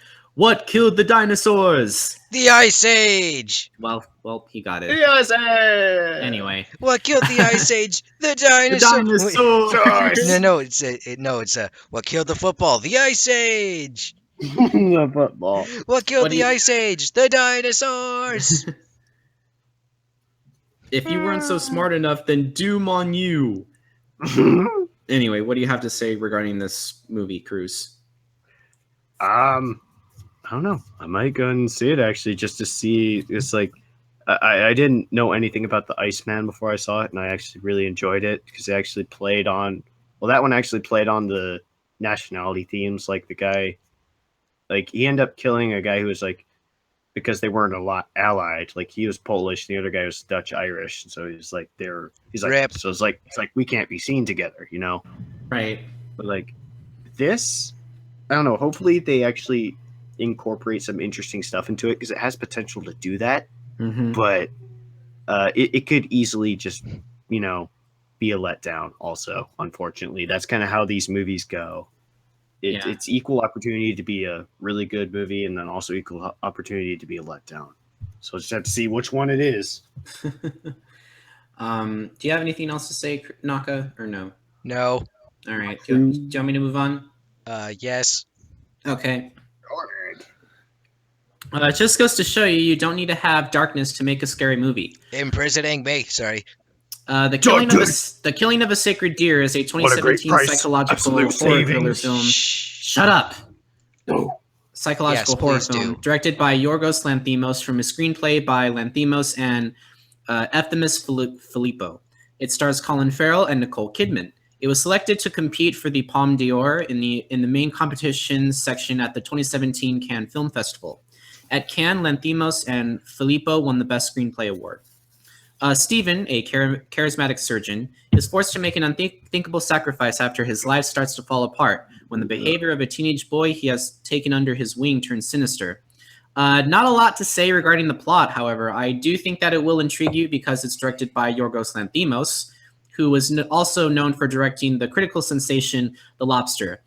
Basically, if you guys don't know what the plot was about, it was basically a post-apocalyptic world where people lived in a hotel, and for 45 days they had to in 45 lobster. days, no, not even close. In 45 days they had to find a mate.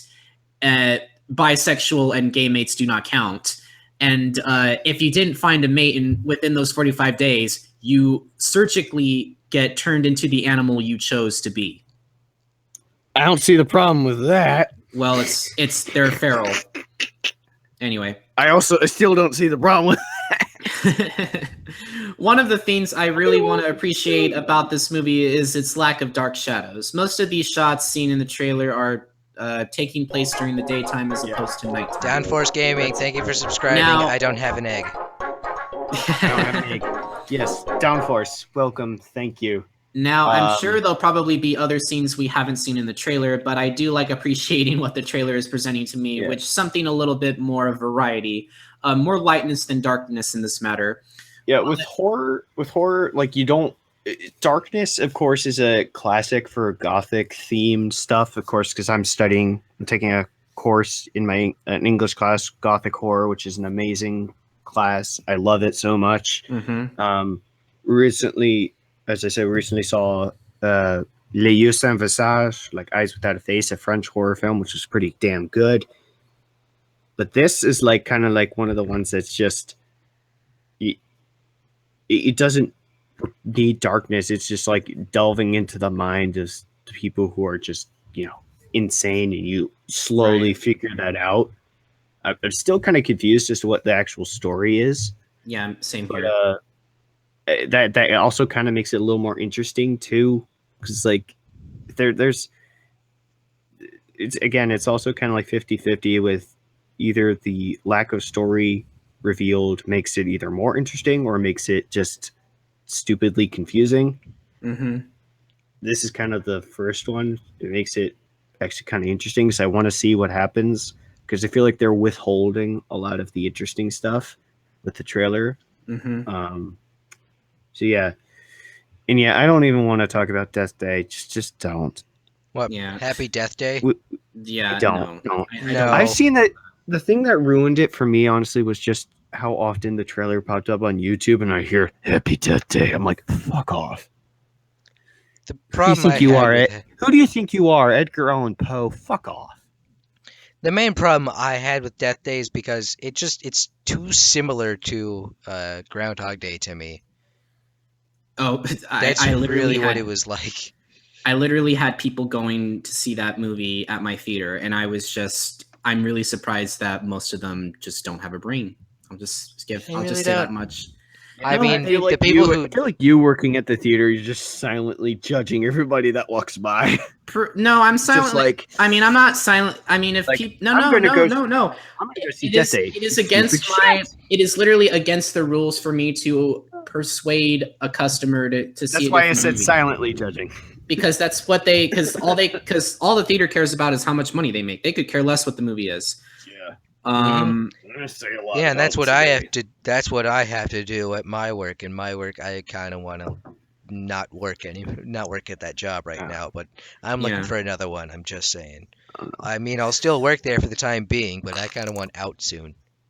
Oh, I see what you mean.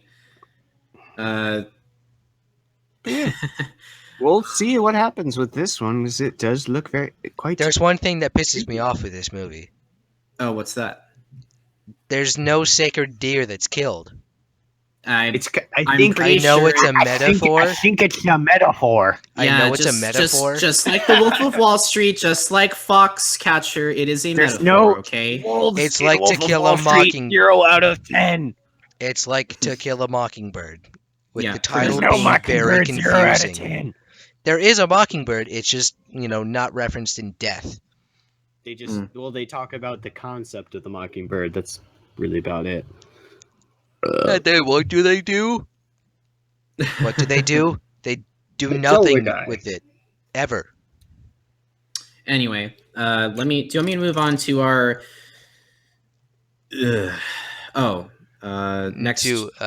Zach, there's Did one I- good thing from here.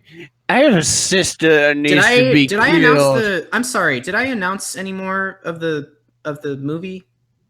What do you mean? Okay. The last one? While it may not be on my list of films to see, I am at least intrigued by it, and I might go see it, but I'll wait and see. The film is scheduled to be released in the United States on October 20th by A24 before being released in the United Kingdom on November 17th by Krüz Artificial Eye. Sorry about that. I lost track of thought. Anyway, It's okay. Let's move on to our next trailer, and I am not looking. I got a sister that needs to be killed. You think you can help me out with that? That burp smells like it's been in the Civil War. Anyway.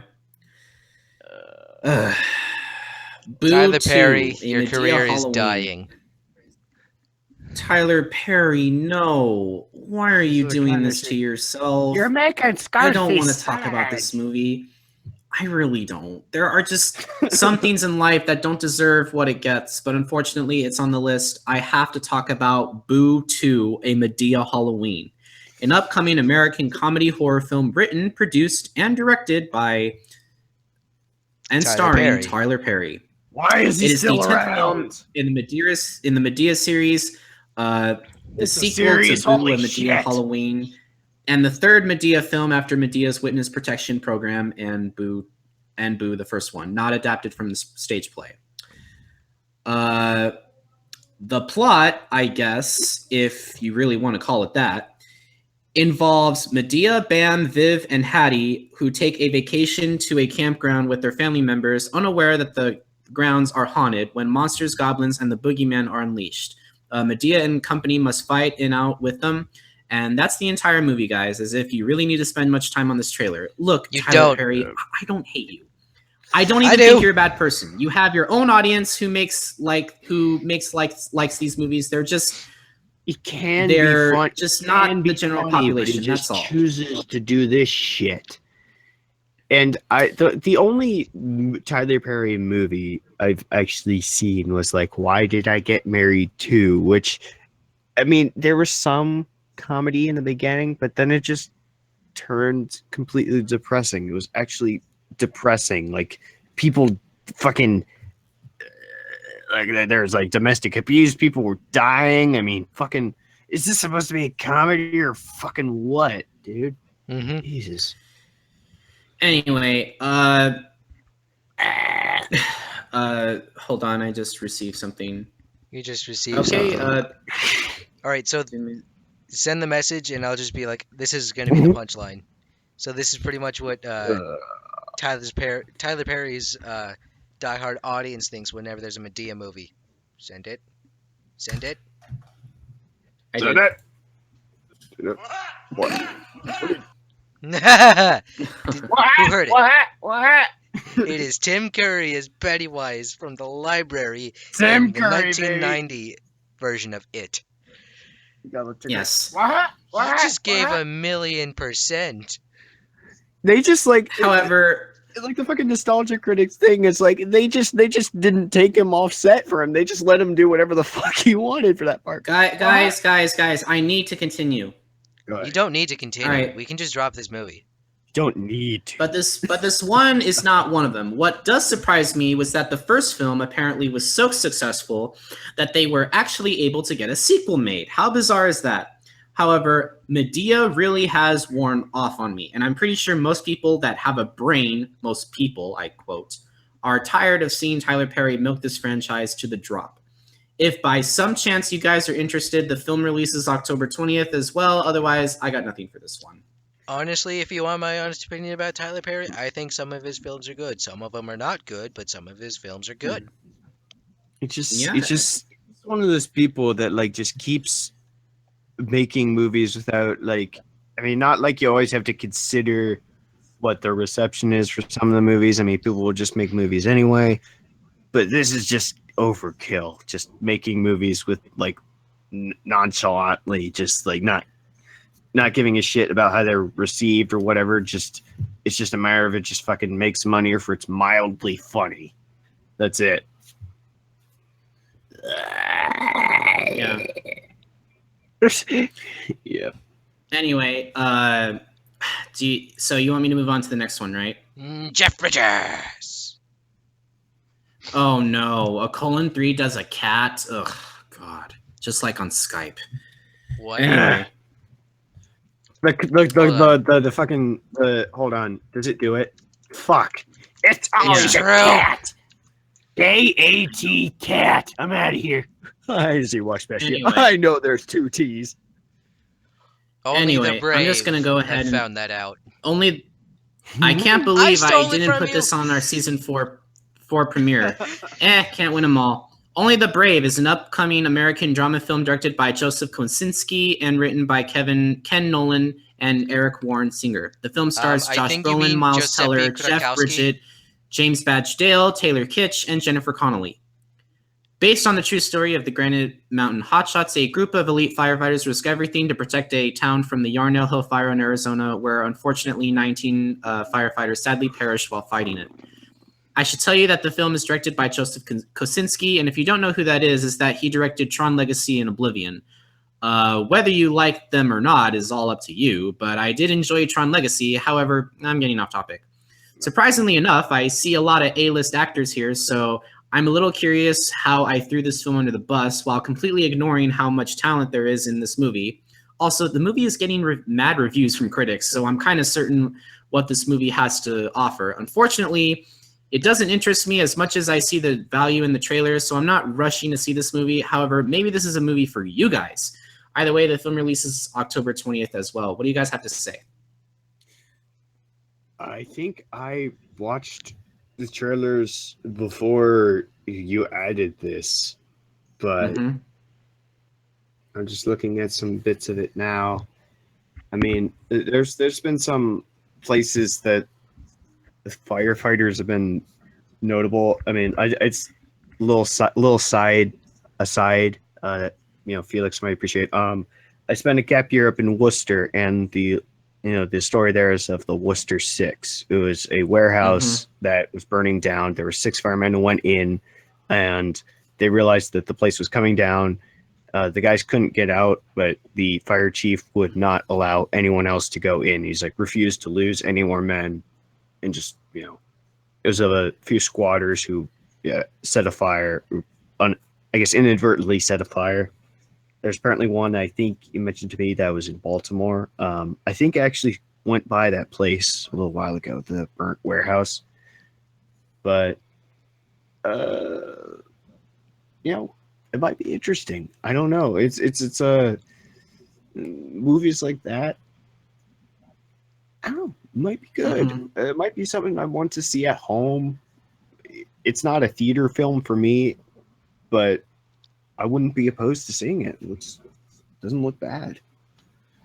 I mean, for me, I kind of have a little bit of a connection because the past 5 years, pretty much everything to the west of the Dakotas and everything south of the North and South Dakota has just been on fire. Yeah. Apparently, the fun fact, the scene from that classic Windows XP desktop, that green hill, That caught fire. That was on fire, apparently. I'm like, that one particular place. Yes, Ladder 49 was the one you mentioned. I will have to check that out because, I born, you don't know me, and if I haven't talked about it enough, I was born and raised in Baltimore, and I love the city, so I'll have to make sure I check that out. Yeah.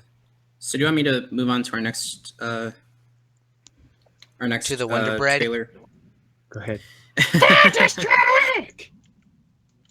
With our next film that does not star Wonder Woman eating Wonder Bread, we have Wonderstruck, Or a AC/DC, 2017 American drama film directed by Todd Haynes. The film is based on the 2011 novel Wonderstruck by Brian Selznick, who adapted the novel into a screenplay. The film stars Oak Fagley, Julianne Moore, Michelle Williams, and Millicent Simmons. The film premiered at the 2017 Cannes Film Festival and competed for the Palme d'Or as well. The film interlaces two stories set 50 years apart, which switching frequently between them. Each tells the story of a child's quest. In 1927, Rose runs away from her father's New Jersey home to find her idol, the actress Lillian Mayhew. In 1977, recently orphaned Ben runs away from his Minnesota home in search of his father. This film is directed by Todd Haynes, and if you don't know who that is that he was well known for directing films such as Far From Heaven, I'm Not There, and Carol.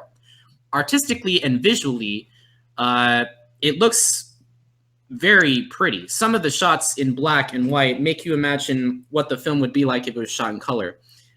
Yet the color shots of what takes place 50 years later is still a great way to tell the story. I dare even say, along with the Florida Project, that this may in fact be another movie that I want to see, even though I want to see the Florida Project a little bit more. In conclusion, the film releases on October 20th. The film is, however, only getting a limited release, so the best thing to do is go online and search which theater the film is being played at. Other than that, I think this is worth taking a watch. What do you guys have to say about this?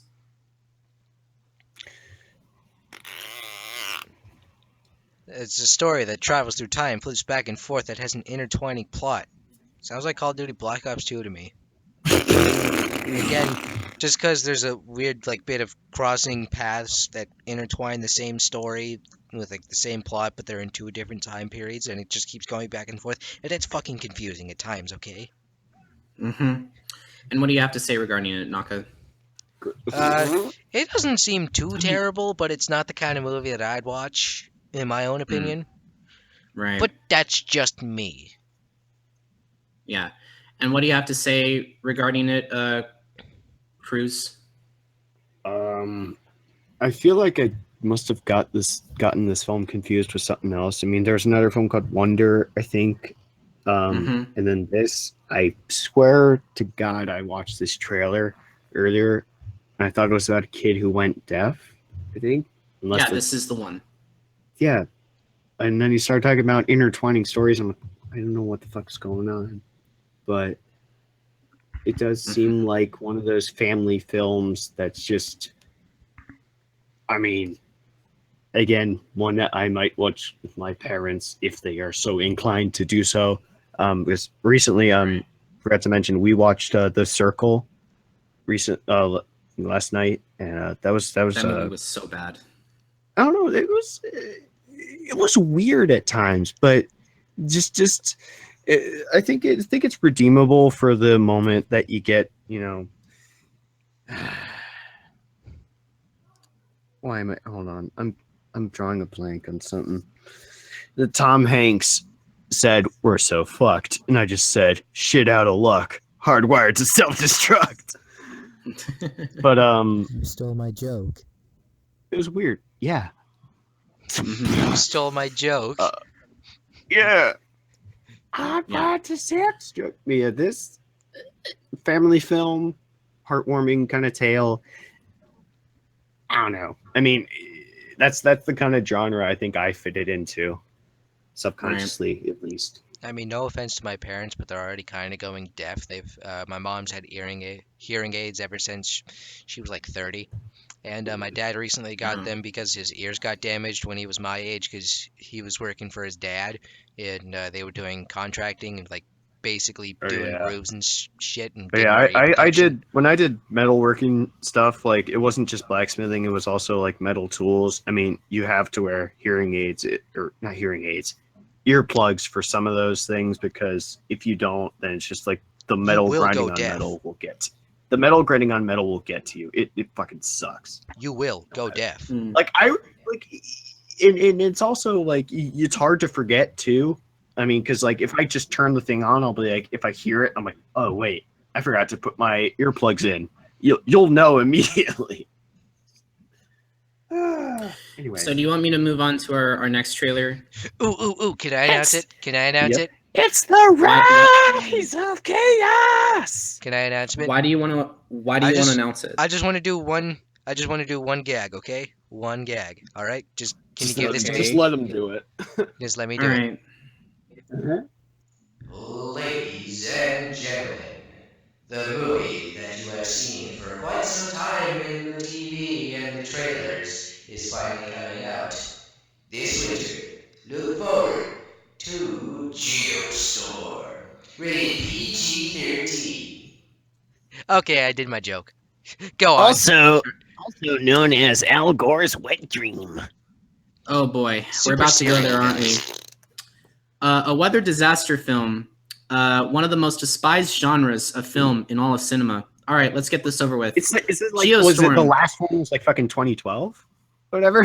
Pretty much. I guess you could categorize it as is that. an upcoming American disaster science fiction action film co-written and co-produced and directed by Dean Devlin as his feature film screen debut. The film stars Gerard Butler, Jim Sturgis, Abby Cornish, Alexandria Maria Lara, Richard Schiff, Robert Sheehan, Daniel Wu, Eugenio Derbez, Ed Harris, and Andy Garcia.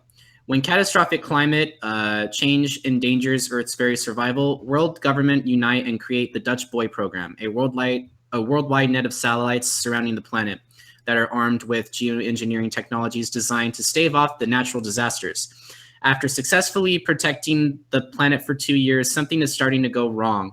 Two estranged brothers are tasked with solving the problem's malfunction before the worldwide geostorm can engulf the planet. First off, I should tell you that Dean Devlin, the director, has been known for producing a ton of Roland Emmerich's works, the greatest of which was Independence Day.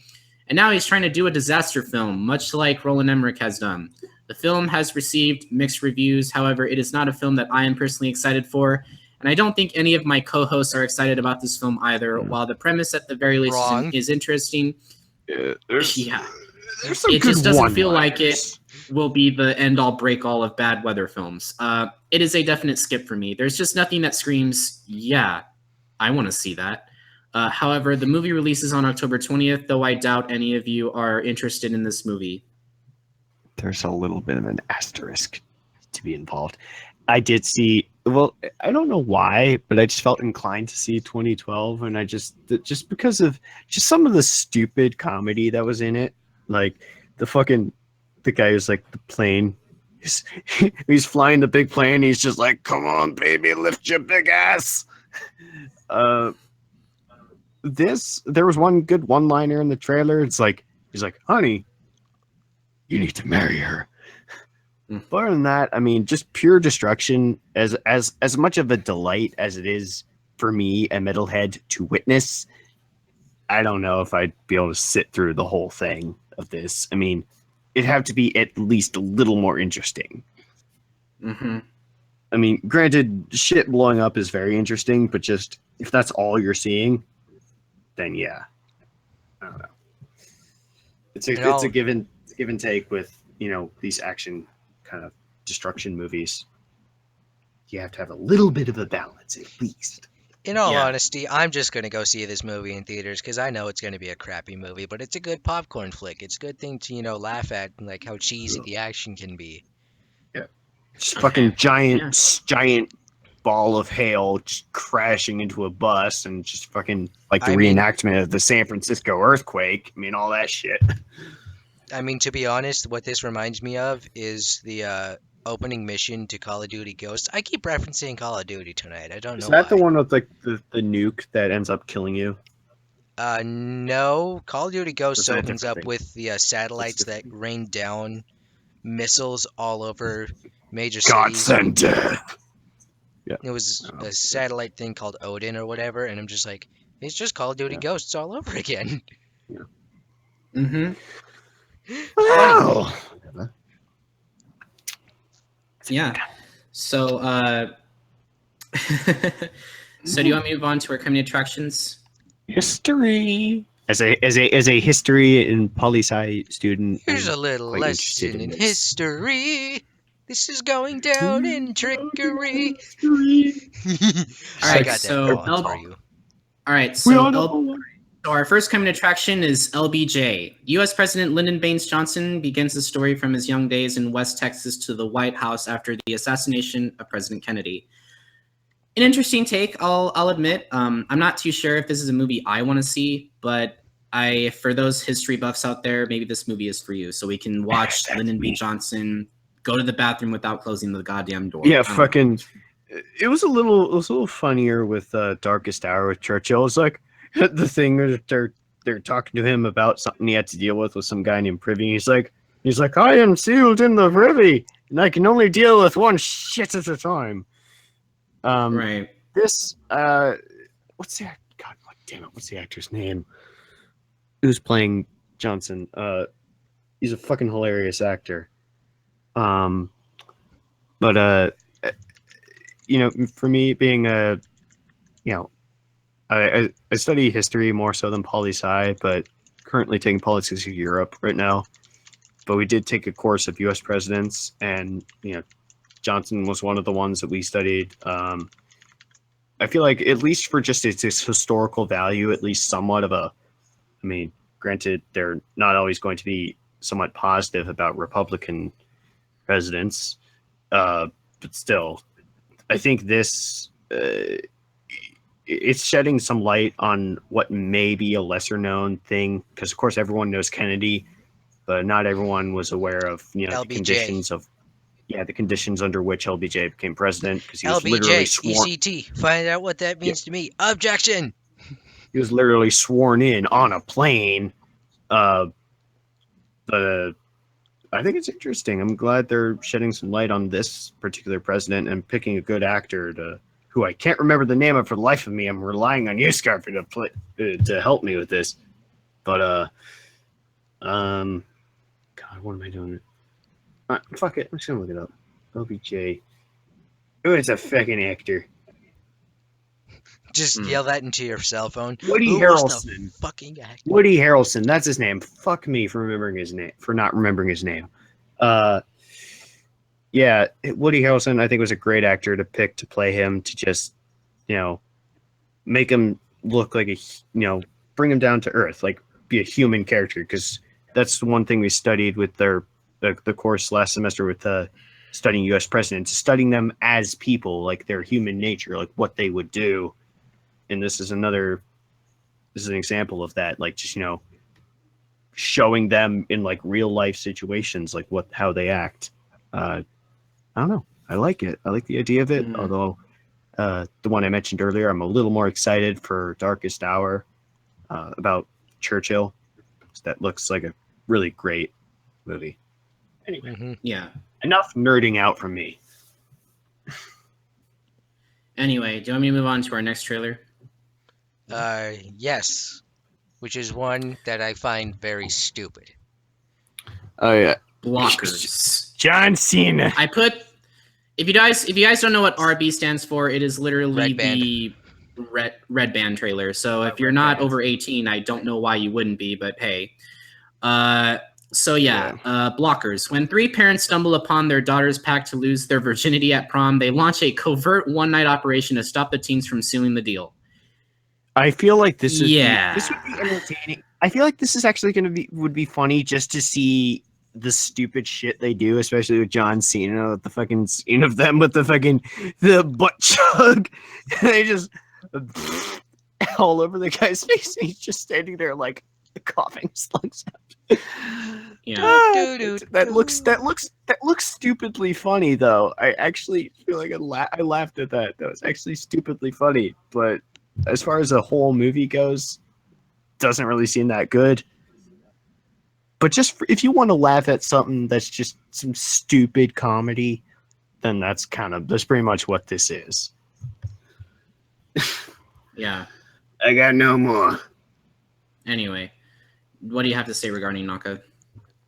To me, I find it quite stupid, only because I'm just like, oh, it's parents finding out that their kids want to lose their virginity unless they're gonna do fucking thing. Like apparently they found their daughter's a message, like which what I have, like the messenger on the computer, and they were looking at their text messages.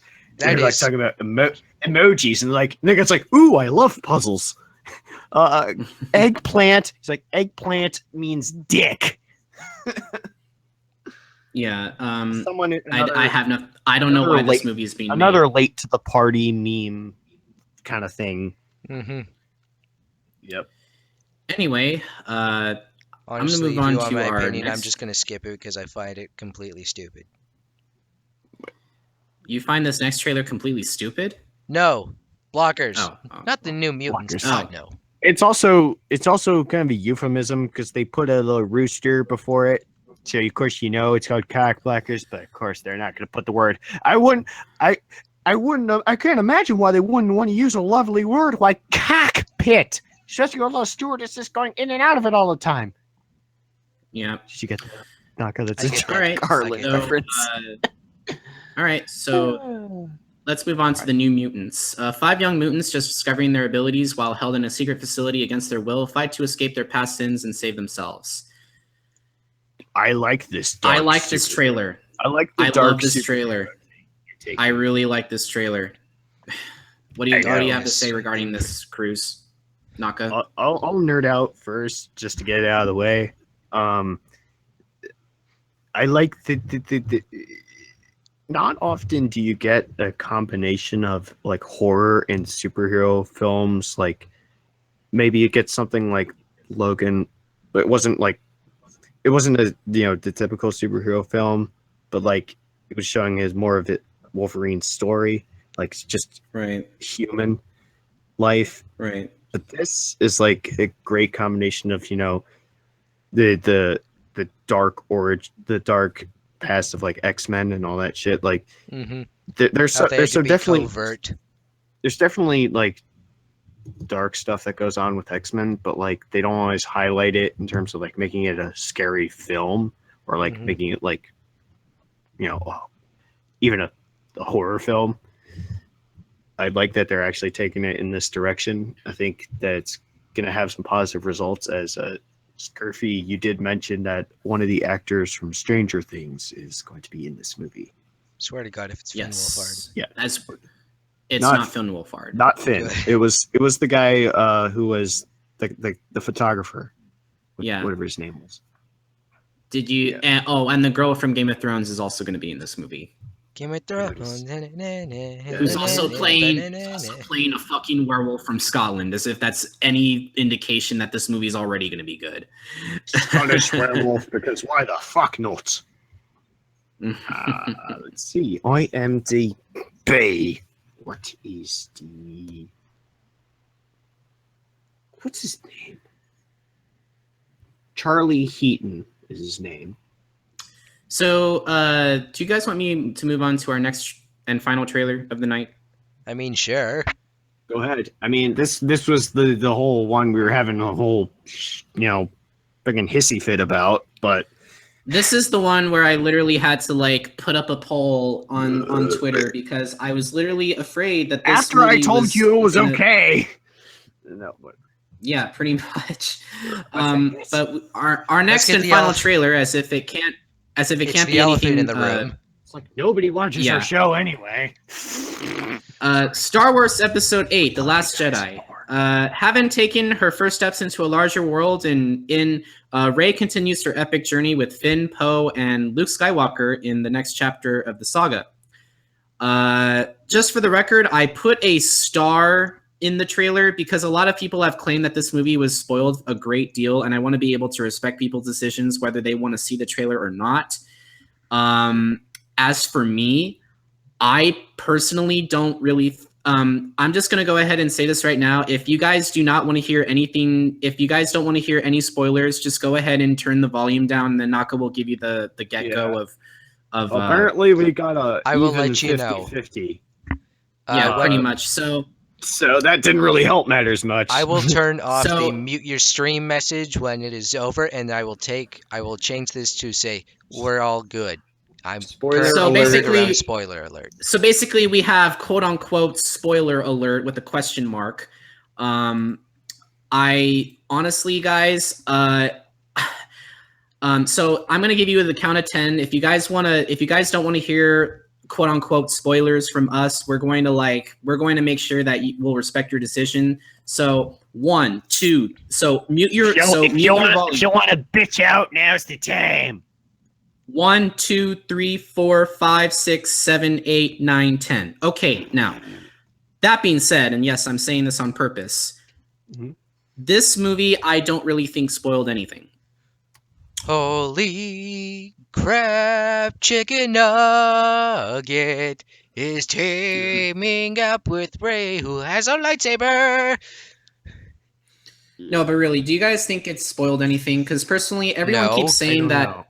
I think Everyone keeps saying that episode 7 is basically the same as episode 4. That's what they all say, but Episode the 7 thing was is- a Happy Days family reunion. Okay. The thing, I don't know, like I can get how like some of this. I mean, some of the story was like, happening again, but just with different people. I think. So I don't think it's actually possible to determine if it's spoiled yet, and the reason Right. behind that is because with what Rey did, her interaction with Chicken nugget. Mr. fucking. It's either Luke or Chicken Nugget in this case. Why am I blanking on the name? Kylo Ren. Yeah, pretty much. Ren. Why was I blanking on names? I'm a fucking idiot. What her interaction with Kylo Ren, what that would have involved. See, I think that was clearly edited. That was not clear. That was clearly not the original scene. But I think it's possible that what events transpired in that scene in the trailer could have been what it was represented as. It could also have been something that they just stitched together to make it to, sort of ramp up that hype / anxiety of what would happen, so the scenes, in the actual movie aren't actually connected. So it's, I can't really say one way or the other which one it actually is. So yeah, I don't know. I don't think it really spoils too much.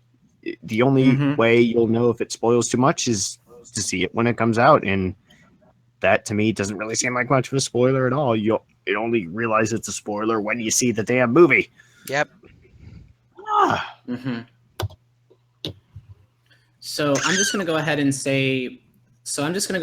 I really don't think this spoiled anything. It really did. If anything, It's building up hype. like in my, it was just hinted at, and I'll just say this right now.